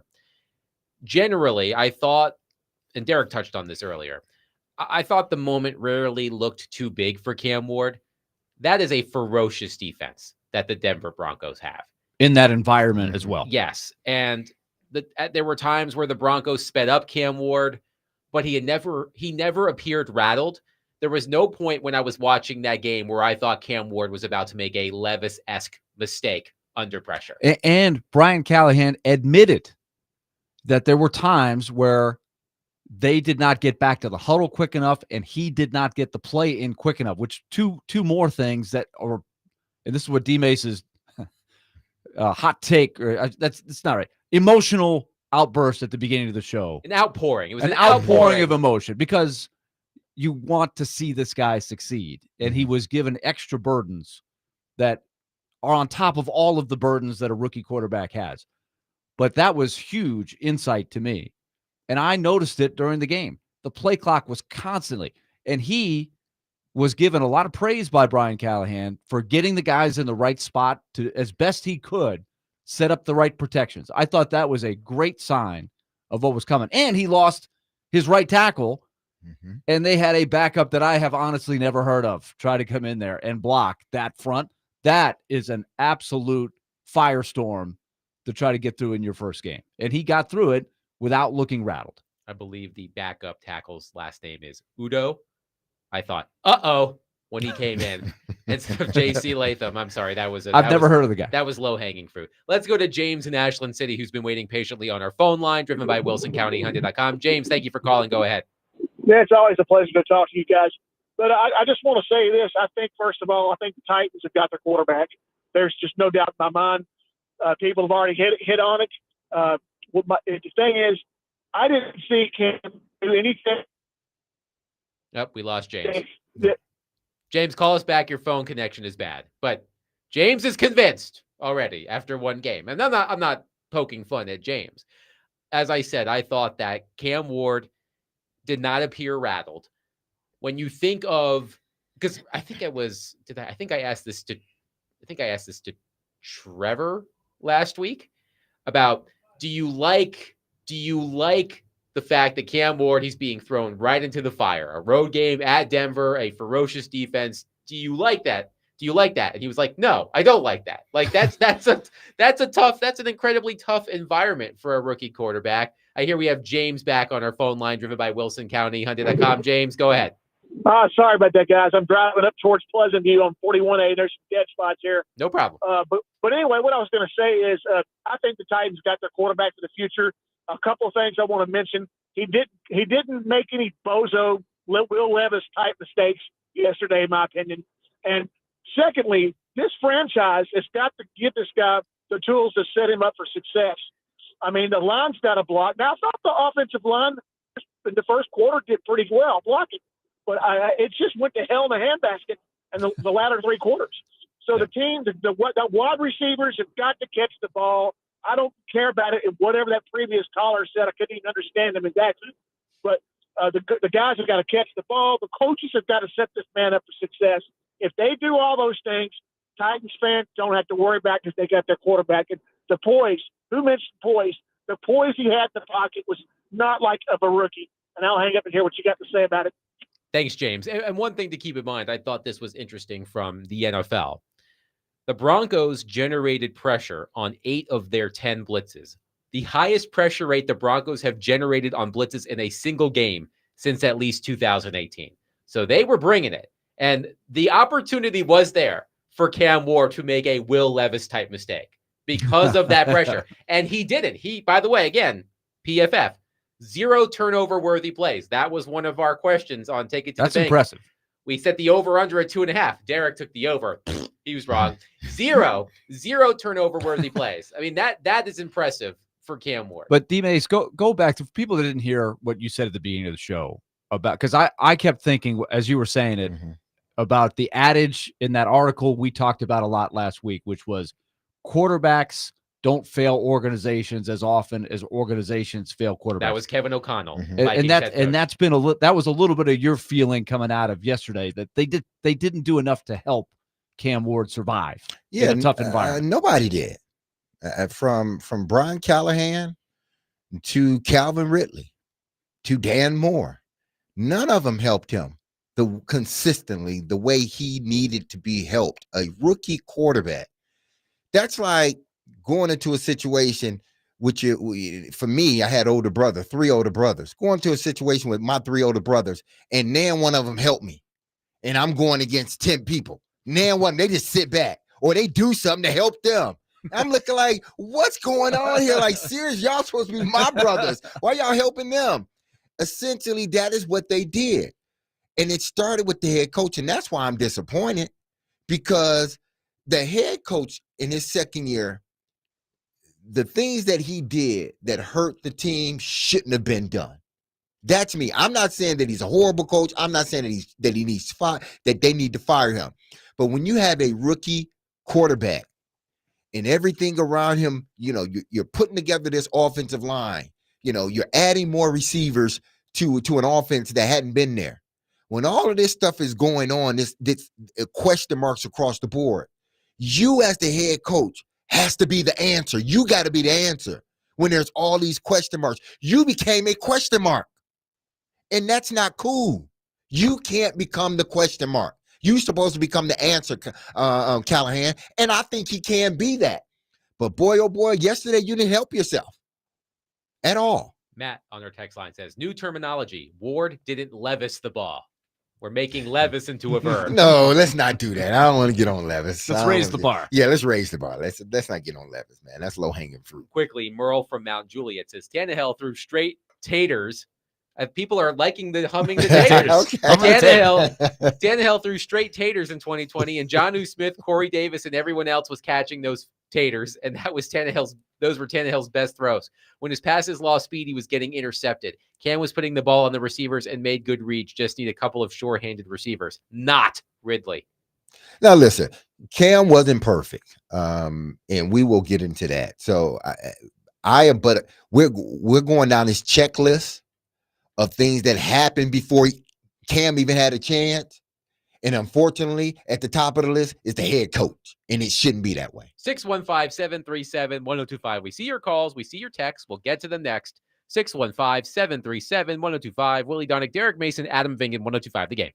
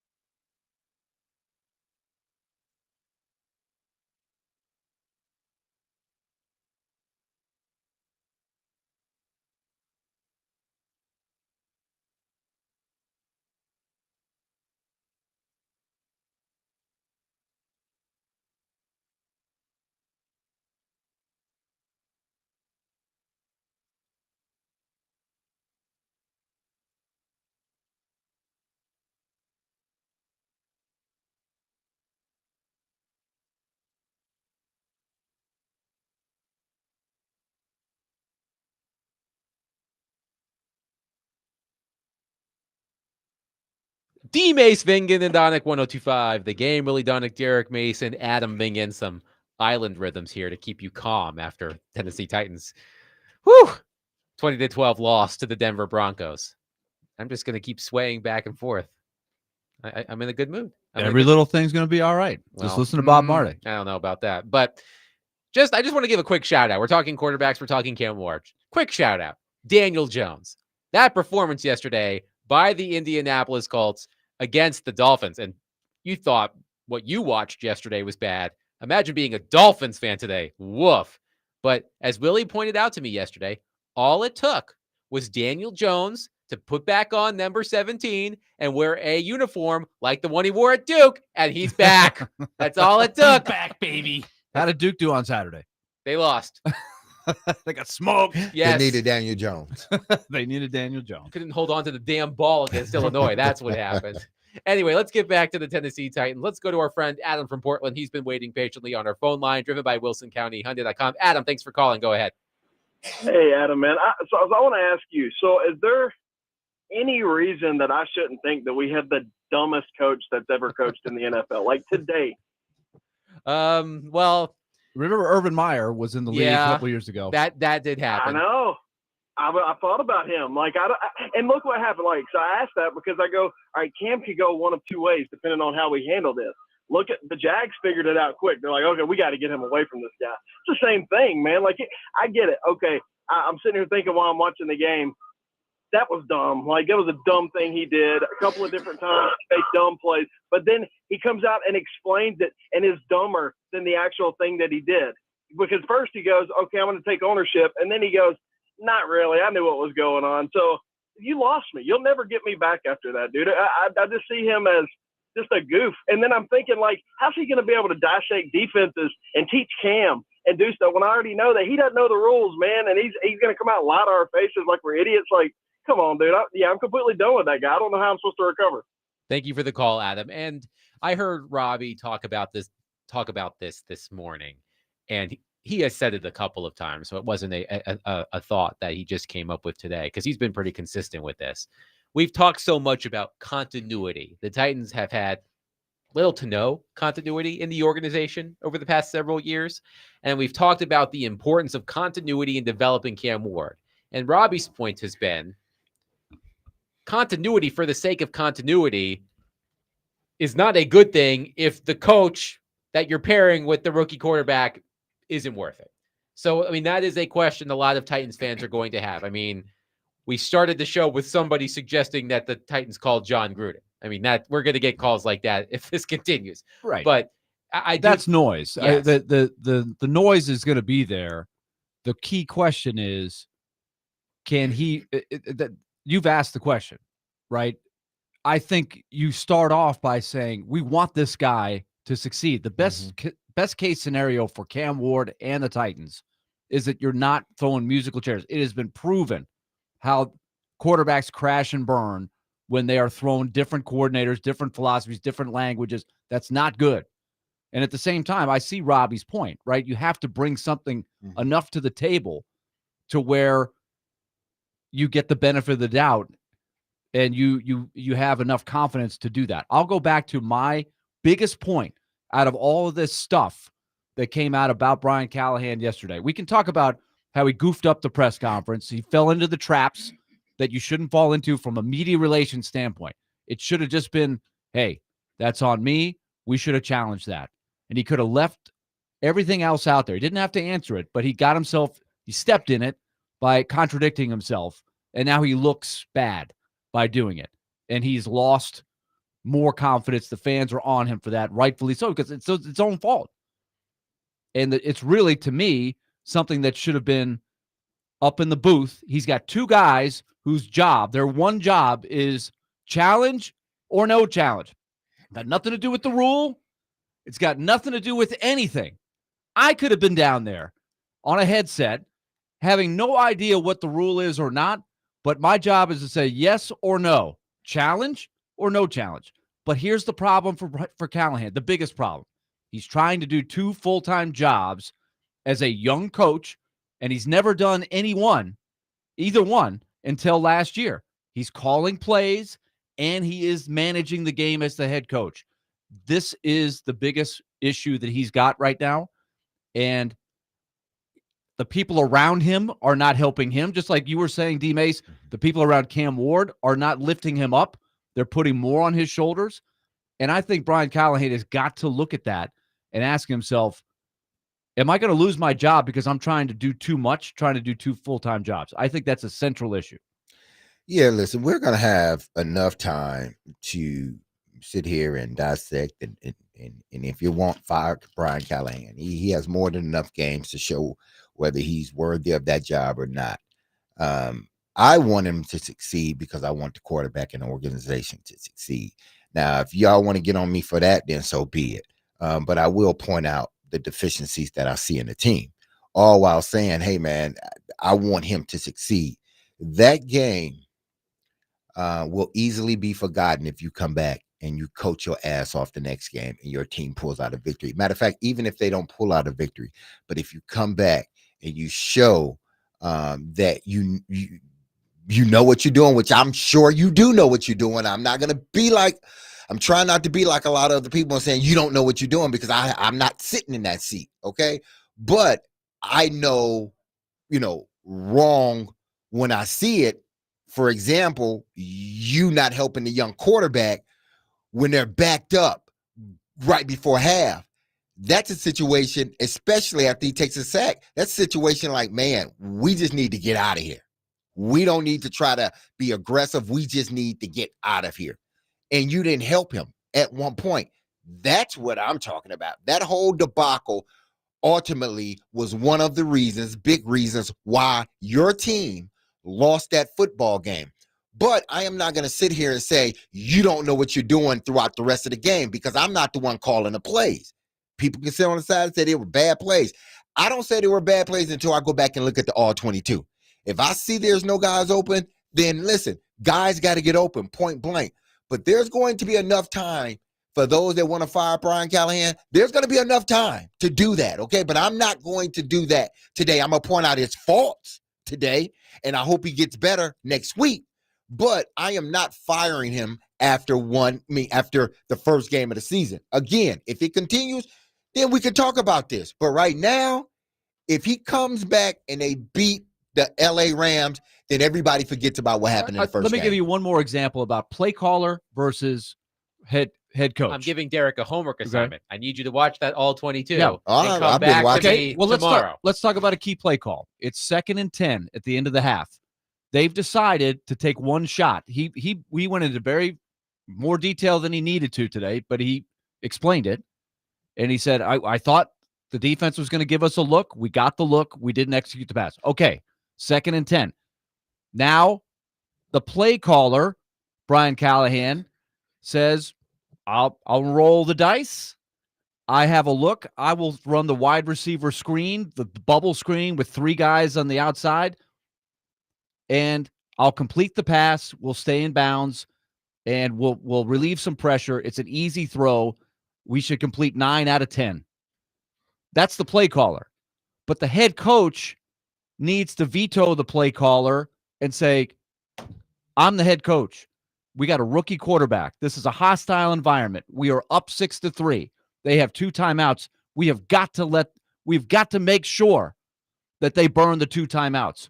So to me, those are the 2 jobs, right? That's where if you had 2 separate people doing that, the head coach, who's not worrying about what the play call is, can go to the play caller and say, no, I want you to run it here. Run the ball. But the play caller, he won out. And they had a screw up, probably Ridley. Both guys looked at Ridley. There's 3 guys over there. 2 of them are looking at Ridley saying, you were supposed to be the guy catching the ball. All 3 of them. But that's the risk you run. The play doesn't always go as planned in a hostile environment against a great defense. That's where the head coach has said, I'm taking this out of the equation. Run the ball. Simple football. This is why I say the conflict between play caller and head coach is a lot on anybody's shoulders. Some people can't do it. I'm concerned that Brian Callahan cannot do both. Let's go to our phone line, driven by WilsonCountyHyundai.com. Let's start with our man Gorilla, who's been waiting patiently. Go ahead, man. What's going on, guys? How you doing? What's happening?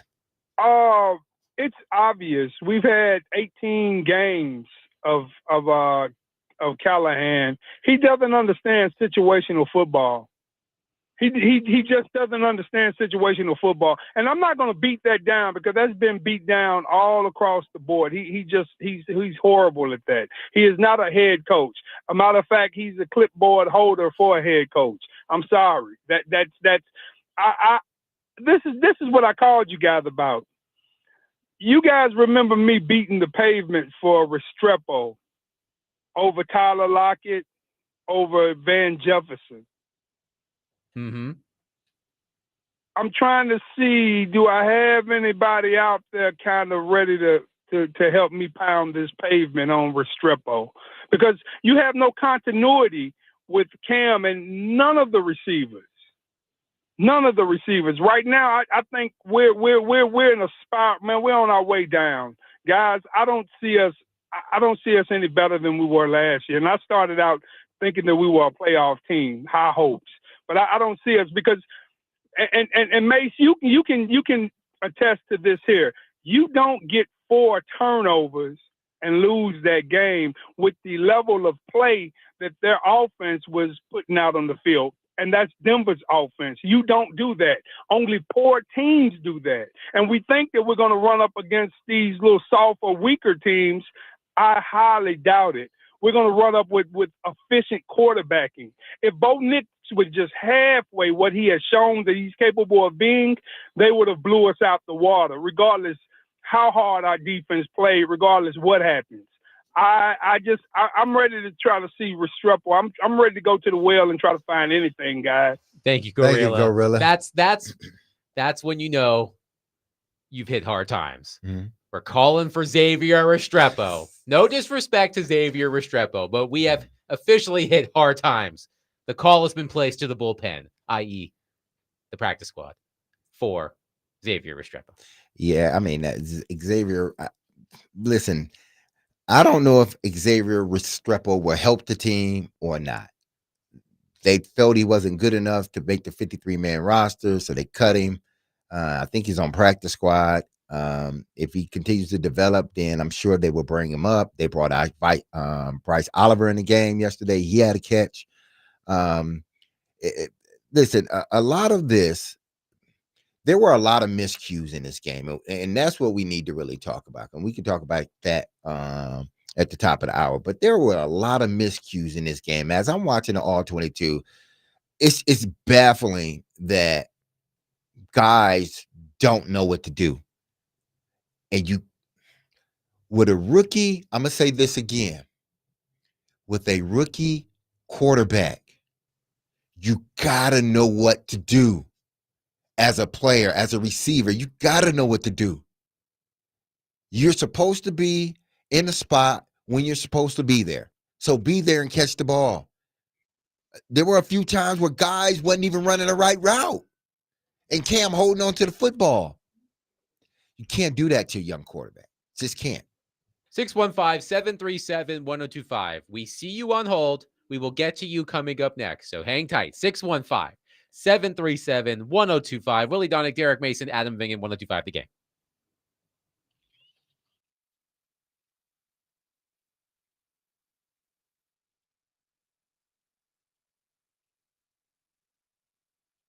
Derek Mason here, and if you've been injured in a motorcycle accident, go to lawtigers.com for your free case evaluation. Even if your accident was months ago, you have nothing to lose by calling Law Tigers.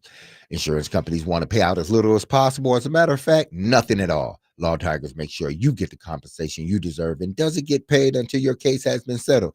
Look, they understand how much your bike gear is worth to you, so they will help you get it all repaired or better yet replaced. Law Tigers is the resource the motorcycle community turns to when in need. So whether it's to support you at an event or if they see you broken down on the side of the road, with Law Tigers, you'll never ride alone. So call 1-800-LAW-TIGERS or visit lawtigers.com. Law Tigers is powered by Freeman and Fuson, and you can find them in Nashville, located at 2126 21st Ave South. That's Law Tigers, Tennessee's motorcycle lawyers.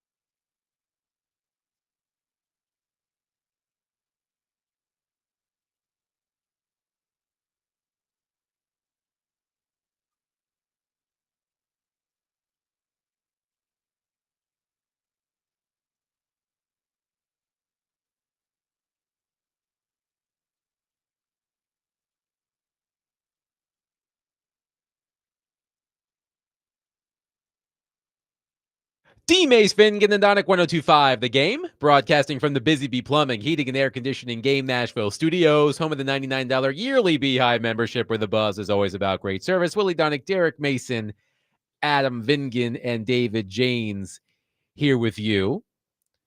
Titans lose 2012 to the Denver Broncos. And one texter says, in the second half yesterday, my brother said, there's Callahan with that Waffle House menu calling plays. And my buddy said, that's disrespectful to Waffle House. Well, the Tennessee Titans offense was smothered and covered by the Denver Broncos.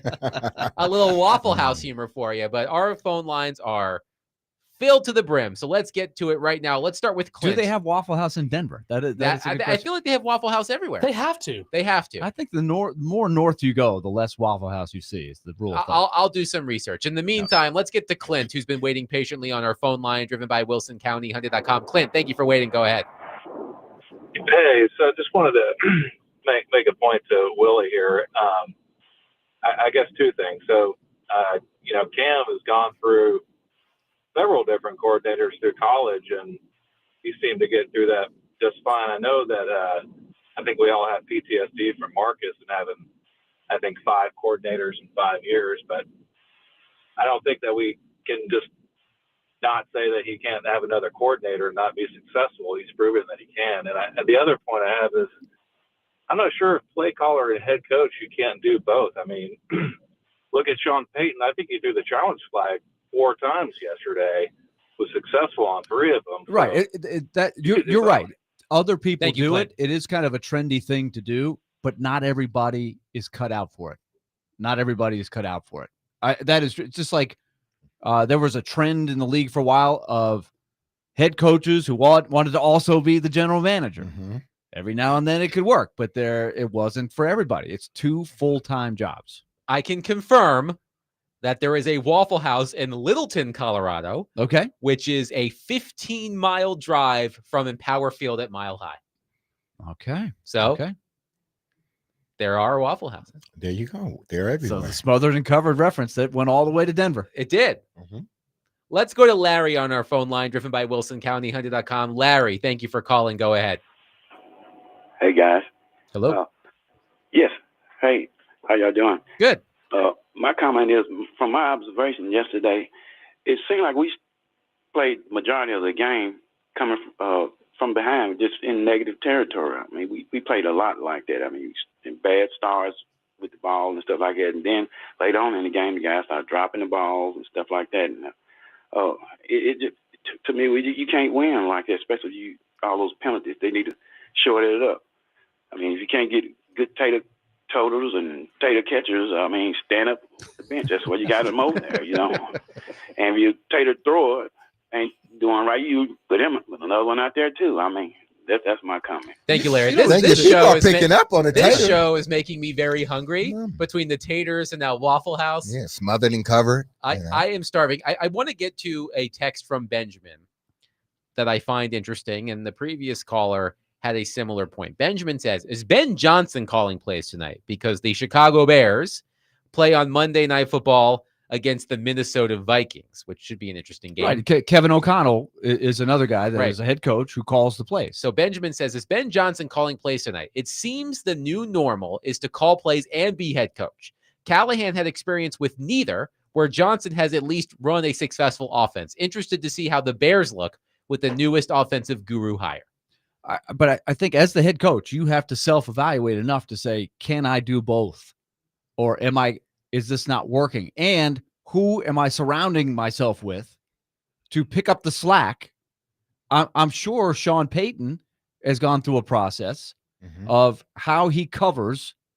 I guarantee you Sean Payton had somebody in his head saying, challenge. It's not the coach who sees everything on the field. It's the delegation. It's the people you surround yourself with. But I still come back to some people can do it. Some people can't. And when you have to realize what you don't know or what you're not good at, or else you will not survive. Listen, I don't know whether Brian Callahan could call plays or not. I don't think anybody else can, is qualified to say it. But one thing I do know is they ain't working. You know, some of these still getting pressure on the court for whatever reason. Wide receivers running the wrong routes. You know, things are happening that shouldn't be happening. You know, when you turn on other games and you see their offenses, and maybe because I look at the Titans through a different lens, kind of like, it's hard for me, like watching Baltimore. It's like watching Tennessee. It's like I'm gonna critique it a little bit different. So if I don't see them, doing something, it's like, why can't they do it like the other teams? But when I'm watching other teams, whether it be that night on television or I go back and watch the All 22, they're getting open. And we're not. So again, I don't know if Brian Callahan is a good play caller or not. I'm not qualified, and I don't think anyone else is. But your guys ain't getting open. So what is that telling us? It's either you or it's the pass catchers and the route runners. Can I ask you about one play in particular? And I believe this play happened on that dreadful drive, if you could even call it that, at the end of the first half when they were backed up. I believe that drive started at the 7-yard line, the one that we've spent so much time talking about. At one point, Cam Ward had to dirt a screen because all three receivers thought they were supposed to be blocking. At least it looked that way. And nobody turned around for the ball. Is that a coaching thing? Is that like who is to blame? That's a brain cramp on somebody. And that's Brian Callahan basically said it. He did not name the name. But he was basically pinned down and said one of the three people was supposed to turn and catch the ball. I don't know how three people walk out the huddle and nobody knows who's going to catch the football. Damn it, I want the ball. So, I mean, because unless they should be fighting over it. Unless you've ran this combination with three different guys within the bunch, because it was like they motioned over to trips, right, or some type of cluster. I know y'all ran that play in practice. Who caught the ball when the receiver Calvin Ridley went in motion in practice? Who caught the ball? Was it Ridley or was it who was that? That's a Okonkwo. Yeah, a Okonkwo. When Okonkwo goes into motion, and I know y'all ran it before, who's catching the ball? Because whoever went in motion in practice, somebody caught the ball. So who caught it? Was it the motion guy? I tend to believe it probably wasn't the motion guy. Because if you're trying to disguise it, you probably have the motion guy all the way down and he hits the outside guy. The outside guy jumps back or the inside guy jumps back. More than likely, it's the outside guy jumping back. The Okonkwo's coming over to block his guy. You got the sealed guy from the slot receiver, and whoever's at the edge, you hit the hole and you go. So who was at the edge of that play? And I will tell you who was supposed to run the hitch route or the looky route. Whoever was on the edge of that play, that's the person who was supposed to run the looky route. And to me, I don't know who that was. I think it might have been it was Calvin Ridley. Was it Calvin Ridley? I'm looking at the play now. See, stuff like that. You can't have it. You can't have it. If you're a veteran guy, yeah. Mm-hmm. That outside guy was supposed to Are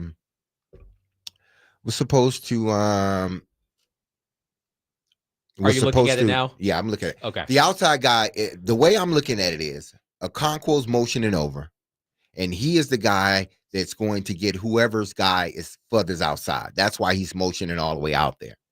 So whoever is outside, I believe it was Calvin Ridley. If it wasn't Calvin Ridley, then I do apologize to Calvin Ridley. But where I'm looking, it was Calvin Ridley. So again, you got a veteran guy. If indeed you are the guy, you can't have that. You have the most veteran guy of the bunch. So you're supposed to know what you're doing. Let's go to Gil on our phone line, driven by WilsonCountyHyundai.com. Gil has been waiting patiently. Go ahead. Hey, how's it going, y'all? Good. Yeah, what a pleasure to talk to y'all. What I wanted to say is what's bothering me the most with this team is like we recognize problems year in and year out, and we just cannot fix it. And I'm really worried for Cam Ward because the Titans are just quarterback killers. I mean, we can't keep a good coach. We can't keep receivers. And we can't fix left tackle if our life depended on it. And it's like, I'm tired of these guys going to get underwhelming players thinking that Bill Callahan is going to fix them. We learned that last year. You have to have some type of talent to play left tackle, and that's a quarterback killer. And here we are again with not a left tackle. Our coach is not calling the right plays. And, I mean, we have a young quarterback that's ready to go. And then Ridley, he's a number 2 receiver. He's not even a number 1 receiver. He just proved that this game that you're a veteran and you can't even help your rookie quarterback out. And it just frustrates me that year in and year out, it's the same problems and we're not able to address them. Thank you, Gil. And Dan Moore had a rough day. And to be slightly fair to Dan Moore, as I said earlier, that Broncos pass rush is ferocious. By the way, Nick Bonito, I have to refrain from calling him Nick Bonito all of the time. I'm glad I don't Every have Predator fan Right. does a double take when Right. they mention Nick Bonito. Right. I don't have to do it anymore now that the game is over. But Nick Bonito had a career high 9 pressures on 22 pass rushes. He was awesome, including 5 quick pressures, which means under 2.5 seconds, and a sack. 7 of his pressures came against Dan Moore. And look, Dan Moore, the best left tackles don't get to free agency, right? Dan Moore was the best tackle who made it to free agency. He was a left tackle on a consistent playoff team with the Pittsburgh Steelers. So Dan Moore is better than what you had on your offensive line last year, but you have to keep things in perspective. But Dan Moore did have a rough day yesterday. But again, that Broncos pass rush is something fierce. Yeah, he had a rough game. I hope that, because he's going to face another good defense. I think the LA Rams has a good defense as well. And they're fast and they flow. And young. So they're going to go up against another fast, young, flowing team defense. So I hope that Moore plays better than he did against Denver. I'm going to give him a pass this week, for all the things that we've talked about, the altitude, this being one of the best defense in the National Football League. His first game out. Okay, gave you a pass on that one. You get no more passes. They're paying you too much money. Now you have to play like a professional left tackle. That is all we're asking for. And I'm not saying that to try to embarrass anyone, but I'm just saying that's all we're asking for. Just play like a professional left tackle. If you could play like, which I'm sure you can, that's why they paid you that much money. If you do your job, then they won't be in certain situations that they were in yesterday. Now, you're not going to face the pass rusher like Bonito, for the next 17, 18 weeks. And I remember a big talking point after the Titans signed Dan Moore, because the numbers started getting out there. He allowed the most sacks at any player at his position in the NFL, and the numbers differed by whichever service you use, Next Gen Stats, PFF, whatever. And the point was, well, he faced Myles Garrett twice a season and Trey Hendrickson twice a season. I mean, those guys are awesome. Look what Myles Garrett did to Joe Burrow at one point in that game yesterday. That was embarrassing. Terrifying. Absolutely terrifying. Can we get one of those people, please? Can we get a Myles Garrett, please? They do not grow on trees. They are going to attack with their best. They're going to attack the weakest link on the line. And in theory, that they're going to test Dan Moore, because that's a great place to rush from it through the edge. And they're going to put their best guy like Bonito. And like you said, it's going to be the best guy. That's the trend. You move guys around now. It's not like it used to be where you had the 4 guys across the front, all coming from the same spot. Now they move these guys. Let's go to our friend Mark in Nashville on our phone line, driven by WilsonCountyHyundai.com. Mark, you can't plan the parade for your Raiders after they defeated Mike Vrabel's Patriots yesterday, but go ahead. That's right. You speak on what you know, Adam. How you doing, man? How you doing, Adam? How you doing, D-Mace, Willie? I'm doing well. Yeah, the king has arrived, 102.5 the game, number 1 caller. And today, my message is being sponsored today by Pinnacle Bank. Pinnacle Bank for all your banking needs. So let's talk about the Titans yesterday. Okay. Hey, man, I hadn't heard too many people say anything much about the defense. Oh, by the way, Gorilla, I got your back today. Gorilla Monsoon, here I am. Mark from Nashville, I got your back. You and Adam from Portland, I'm always going to have y'all back. But nobody really talking about the defense. I thought defense played good. They kept them in the game. They made some bad, really had some bad drops. Cam was put in some bad situations and stuff and whatnot. But I thought for the most part, Big Jeff and them played some pretty good ball, especially when they stuffed that fourth down on Denver. So, and the muff punt, they didn't take advantage of it when they should have at least tried to play to get the 3 points, but they didn't do that. Callahan called a bad game. Hey, I told y'all, D-Mace, I'm trying to support Callahan, but yesterday he looked dumbfounded. He looked lost.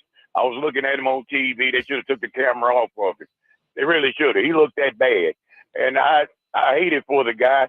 And I don't want to see Cam get a new head coach and a new OC because, hey, what do they always say, D-Mace? The head coach, first thing he's going to say, I didn't draft that guy. I didn't bring that guy in.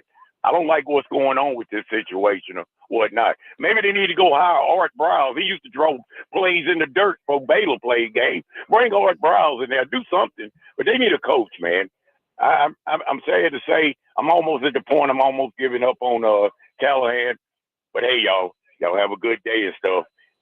I've spoken, so we'll see y'all tomorrow and another time, another day. We'll see y'all later. Thank you, Mark. Apparently, Mark is selling sponsorships. I have questions. Yes. That's news to me.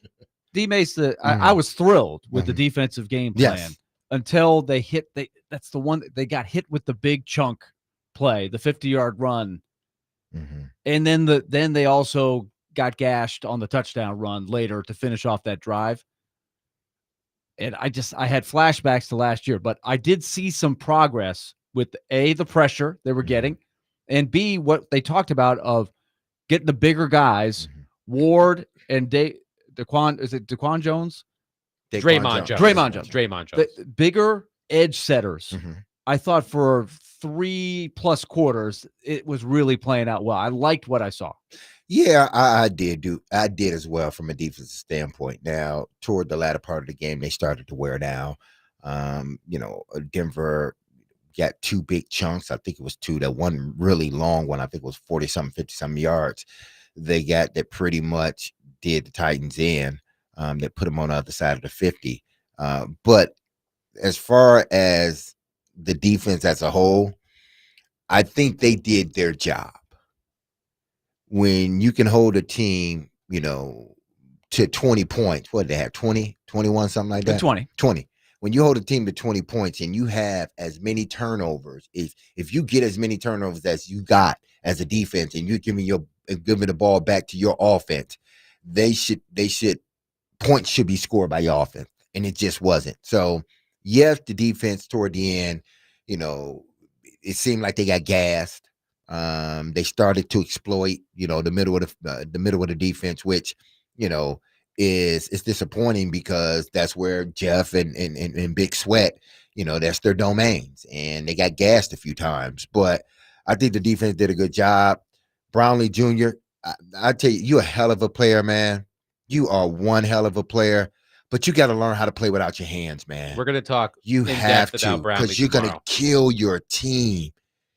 And I know you're aggressive and you're physical, but everything is good till the ball gets there. And then you find yourself in positions where you got to trust your speed, trust your hips, man. I'm sure that's what the coaches are telling you. You're a hell of an athlete. Trust that. Stop holding. Because now, Willie, you said it perfectly. I think you said it off air. You're getting your reputation now, because that last one, that wasn't a pass interference on you. But because you're holding so much, they're going to call it now. They're watching them close. You're going to be I forgot the cat's name from Baltimore a few years ago. That came from Kansas City. That was always called for pass interference. Yeah, he got his interceptions, but he was called for a whole bunch of pass interference. You don't want to be labeled as that guy where, yeah, you're going to get a few interceptions, but you're going to get more penalties than interceptions. Are you talking about Marcus Peters? Yeah, Marcus Peters. He's another hell of a corner, can cover, hips, flip. He was your prototypical cornerback, but he couldn't stop grabbing people. That was his downfall. 615-737-1025. We see your phones. We'll continue to get to them next, so hang tight. 615-737-1025. Willie Dunnick, Derek Mason, Adam Vingan, 1025 The Game.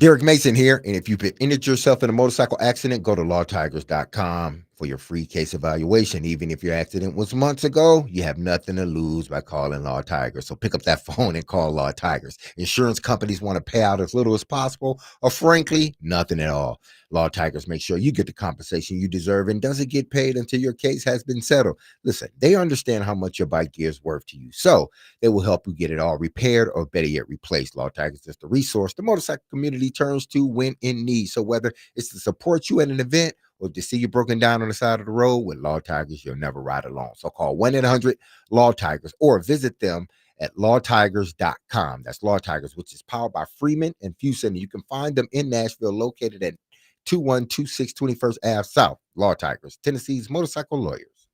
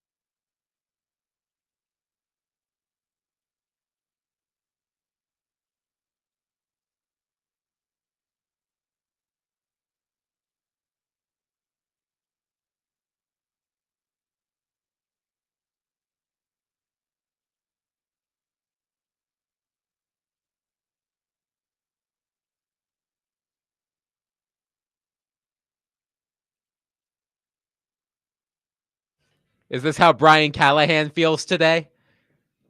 He feels all by himself. Yeah.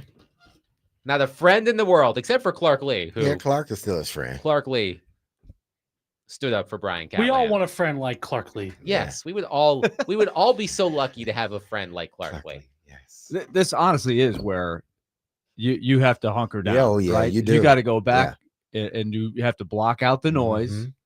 You know you're getting barbecued, and deep down, I'm sure he's just as frustrated. He and the coaching staff are just as frustrated as everybody else out there. And it's a good thing that there's so many passionate fans about it. You have to try to turn it that way. You can't let it get to you.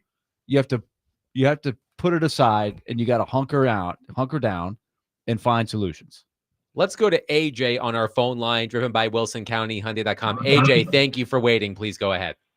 What's going on, fellas? How you doing today? Good. Man, this got to be one of the most exciting, frustrating moments that I've seen with this franchise. Like, all the good quality pieces I seen yesterday, along with the defense, some missed calls, some missed plays by the coach, calling the plays. When you look at Brian Callahan, I'm out to try to find out, see what's his offensive coordinator. All I keep on seeing that he was like a high salted quarterback coach who barely called plays. But we just can't put on him. This whole team, this whole organization, has some pieces that have a time behind them. They need to get it together to continue to have this time behind them. And I just want to sit back and listen. Thank you, AJ. Thank you, AJ. There are, and this is why, again, I like going back to watch the game. There were things that happened throughout the game because when you're watching it on television, you're like, man, why is he holding on to the ball so long? Did the offensive line, did the defensive line get there too, quickly? Is the receivers not getting open? Then when you go back and watch it, you kind of see it all happening at the same time. And again, I'm not going to sit here and say Brian Callahan isn't a capable play caller. I'm not, because, the part of it is if you're executing, and I was told this a long time ago, if you execute the plays that are called and there's a completion, the play is great. If you run the play and it's not executed the way it's supposed to, and somebody runs the wrong route, nobody knows that guy ran the wrong route. They just know that the play was incomplete. There were several plays that I can tell you after watching the film, somebody ran the wrong route, and Cam hesitated. And that's why it seems like sometimes he's a little bit, is he not seeing the field the way he needs to see it, or is the offensive? Things are happening. That's why I said I don't know if Brian Callahan is calling the right play or not. One, I just know ain't nobody getting open and they ain't working. And then when it seems like that it will work, somebody's running the wrong route or somebody drops the ball. So you have this cluster of things, just like a tornado, all this stuff going wrong inside this tornado. And I can't figure out who is it? Is it the receivers? Is it the play calling? Is it the offensive? Who is it that which group is it that when you run plays, it seems like a hassle to get open? Let's go to Tina from Russellville on our phone line, driven by WilsonCountyHyundai.com. Tina, thank you for calling. Please go ahead. Hi, guys. Thanks for taking my call. I'm a first-time caller. Oh, well, welcome. Thank you. Thanks. I just want to give a little positivity for yesterday. Thanks for Bones Fossil coming to Nashville and giving us a spark on some special teams. Absolutely. Thank you, Tina. Thank you, Tina. Listen, Bones Fossil bailed Callahan out. He bailed him out with that huge, the huge return, DK with the huge return. He bailed Callahan out because you were able to get some points, out of a situation that you completely botched.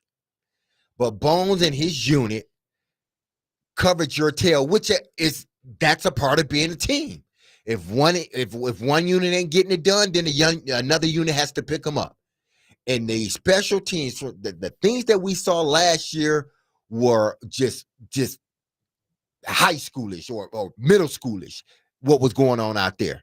They look like a professional special teams unit now. And they are doing the things. They're getting the hidden yardage. They're getting the hidden points, okay? Things that you don't that you don't necessarily count on. The fumbles and the big returns and stuff like that. They're getting them. So Bones is doing his job. I hope it continues. But Bones is doing his job. The place kicker is doing his job. Now everybody else around the special teams. They stayed in the game. Yeah. They stayed in the game because of special teams. They had the return, which got them 3 points back. The longest return on a kickoff by the Titans in 6 years. Yeah, and they created the turnover on special teams. That's just such the opposite. They didn't have a game all year last year. No, not like that. No. Let's go to John, who's been waiting patiently on our phone line, driven by WilsonCountyHyundai.com. John, thank you for waiting. Please go ahead. Hey, I'm not in Wilson County, but that's okay. I'm down here in Cornersville. Anyway, I'm listening to you guys, and I'm from Florida. Now, there's a team that got their ass handed to them, Miami. Okay, what I saw in Tennessee, and being up here off and on for the past year, I mean, I saw a Titan team that was far better than last year. And if you remember, Denver is everybody's saying like Denver's going to be like the top team in their division. Oh, really? They're going to beat Kansas City? Maybe. But they got the number one defense, okay, in almost every category. Denver is supposedly a big dog. And this team, for 3 quarters, gave them a game. I mean, they kept coming back. And then Denver would score. Then they came back again. And, you're sitting there and you're bitching about. Thank you, John. John had a right to, kind of it. point out some positives. And I understand that his Dolphins did get their tails beat. But listen, I've been watching this team for a very long time.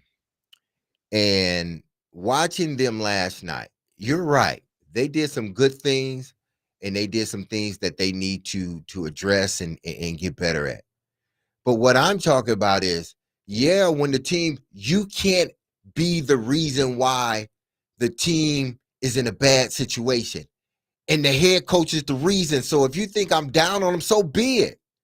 I try to give an opinion that is honest and truthful. What I'm seeing.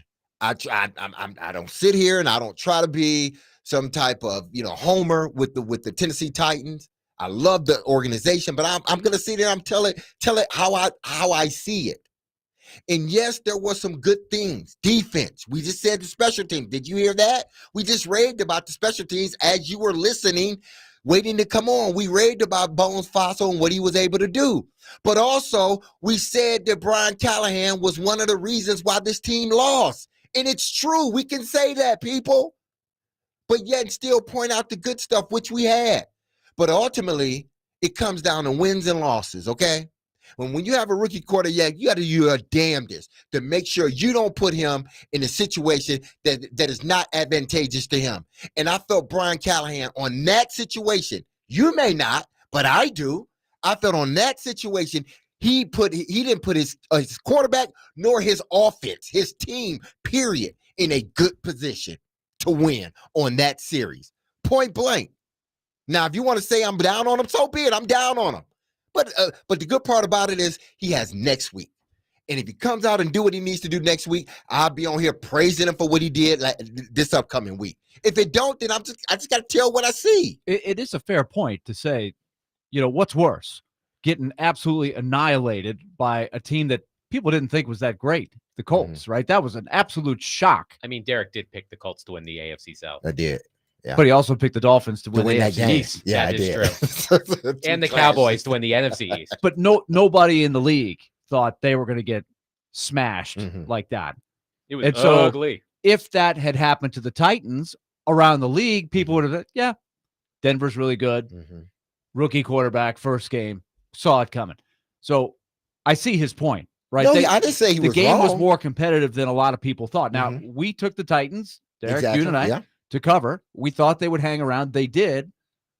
But it's the way so that's why I think the losing doesn't bother me at all. I in the big picture actually think if they pick in the top 10, that is a good thing. But at the same time, You want to look good. And above all else, this is your biggest point of the day. You have to bring Cam Ward through the fire. And you can't it's going to be hard enough as it is. That was a really tough environment. And he held his mud, poise-wise, mentally. He hung in there. But he wasn't aided by the people around him. That's what he needs. Bring him through. It's essential for him to make it based on everything. Everything is riding on him, and it's not his fault. But when you're the first pick, that's the job.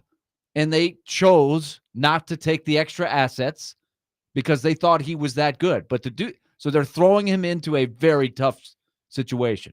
So can he handle that week after week? Hopefully he'll get more support as the weeks come. 615-737-1025. We will continue to take your reaction to the Titans' loss to the Broncos yesterday. We may whip around the NFL a little bit. Some other week one storylines. We'll do that next. Willie Donick, Derek Mason, Adam Ving at 1025 The Game.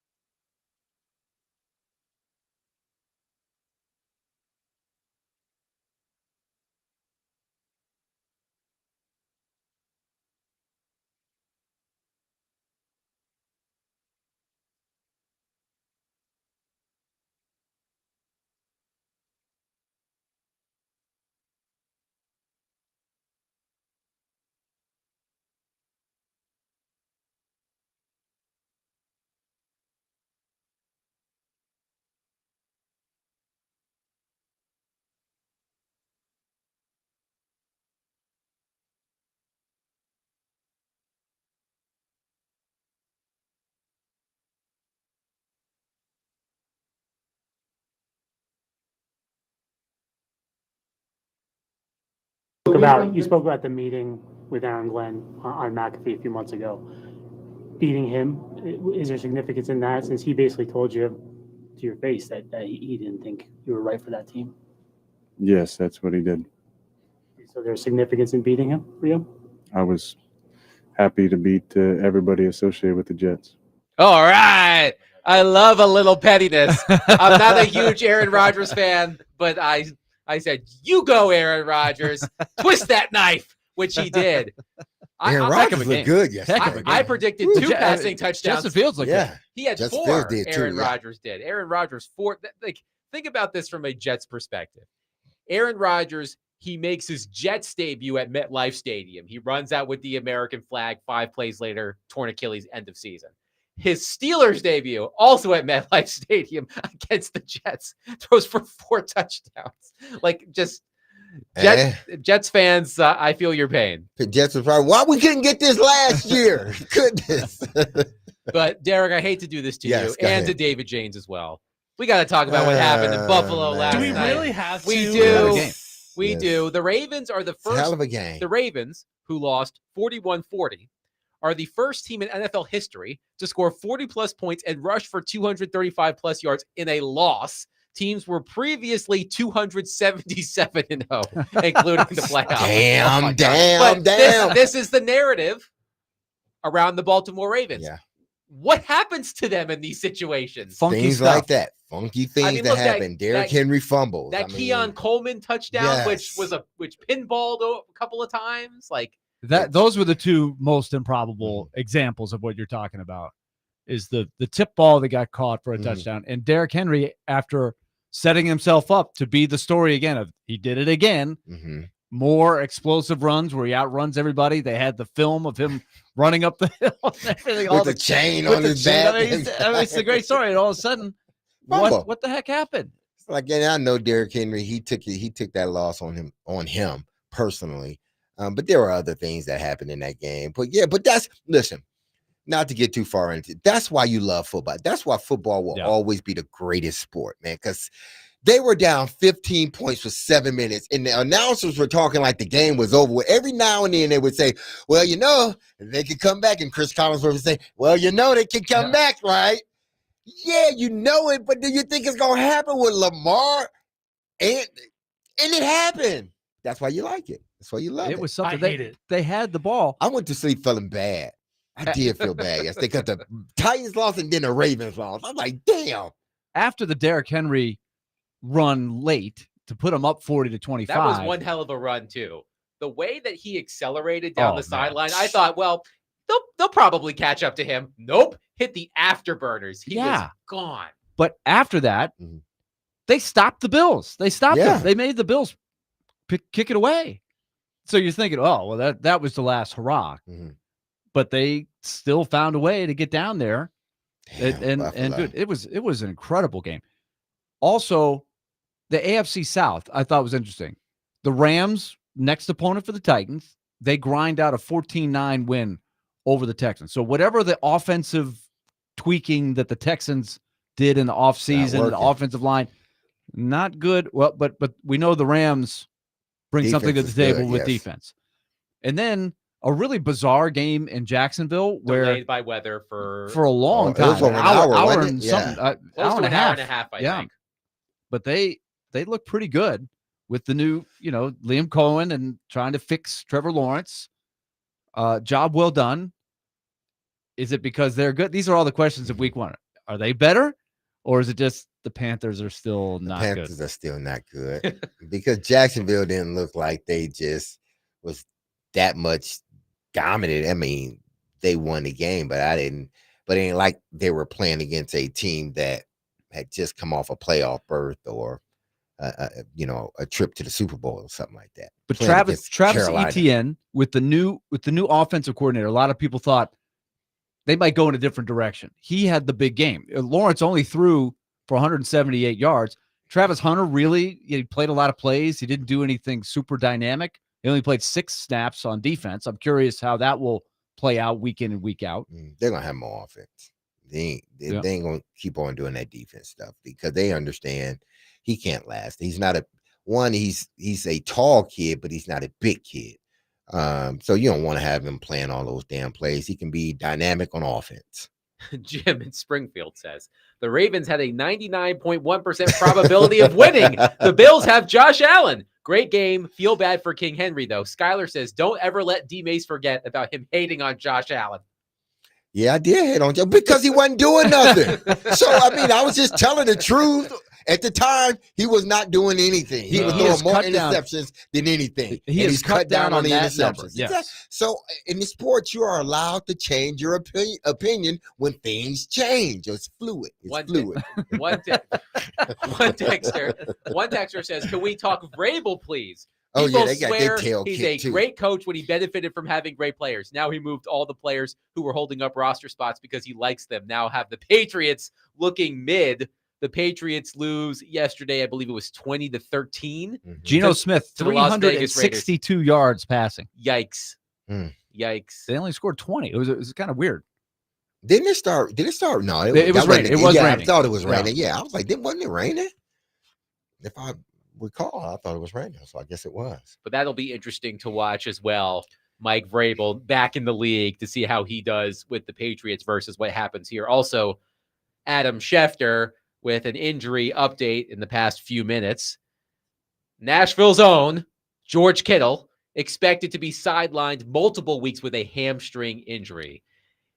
Can't get out of his own way with the injuries. It's a bummer. And you feel like this is the last dance kind of this group. And Kittle would be in that group. I think McCaffrey is at that space in his career. Ayuk is already injured. He's Yeah, injured. McCaffrey had a calf issue pop up, but he played. They still won. Purdy had a couple of bad interceptions in that game. How about but they still won on the road against Seattle. And Mr. Darnold, the big money guy, not a good start for him. Which is why I'm interested in watching tonight's game, Monday Night Football, Vikings at Bears. J.J. McCarthy expected to make his NFL debut, his official NFL debut. And I don't know a ton about Kevin O'Connell, but he seems to be the coach who quarterbacks go to when they want to revitalize their careers. So I'm confident that J.J. McCarthy can be successful, just like Sam Darnold was successful playing for Kevin O'Connell. Well, he got enough weapons. I mean, you got arguably the best receiver in the National Football League in Jefferson. Addison is back. Hawkinson at tight end, right? tight end. But it's Addison suspended? No, he's suspended. He's still. I think he got suspended for the first 4 games, somewhere around there. So that is one thing I'm looking for. So that's one. I thought they drafted a receiver in the first round, but I'm not mistaken. Right? They drafted suspended for the first 3 games. I think they drafted a receiver, if I'm not mistaken, in the first couple of rounds. So, but yeah, I mean, you should see a good game out of Minnesota. With those particular coaches being quarterback friendly coaches. And a lot of attention on Caleb Williams. Yeah, I think that's going to be the biggest one. How is Ben Johnson? Because they still had a little trouble in the preseason. So how have they got those things rectified? And how will this team? Will he still be antsy in the pocket like he was last year and running around for his life, or will he stand in the pocket and deliver the football? That's the only way he's going to be successful in this league, Caleb. He can't do the things he did in college. It was great in college. You were able to do it because, 9 times out of 10, your team was much better than the other team.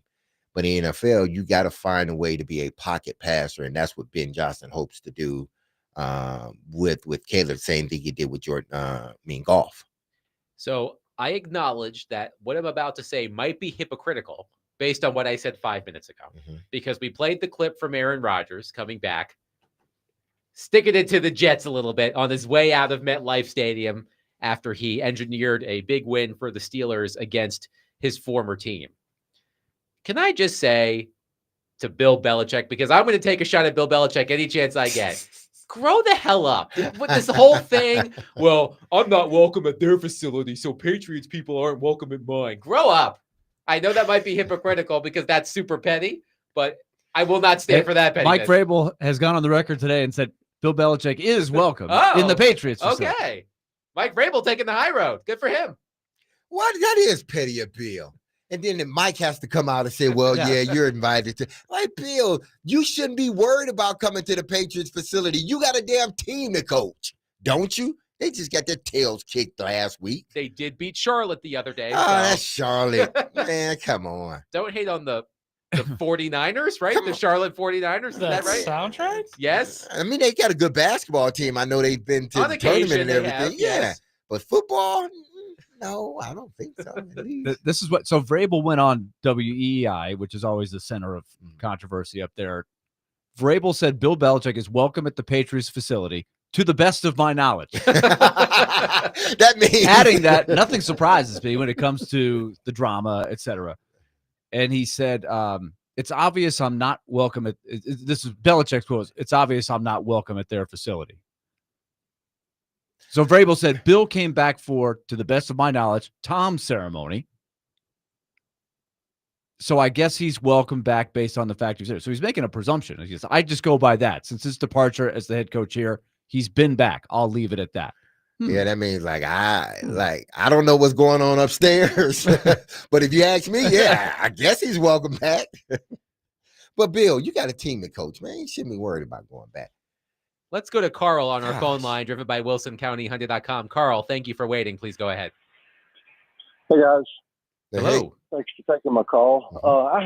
I have the utmost of respect for all three of you guys' opinion. Derek, specifically, no knock on you guys, Adam and Willie, but he's been there in the locker room. He's seen a lot of that. So I do take to heart what some of you guys are saying.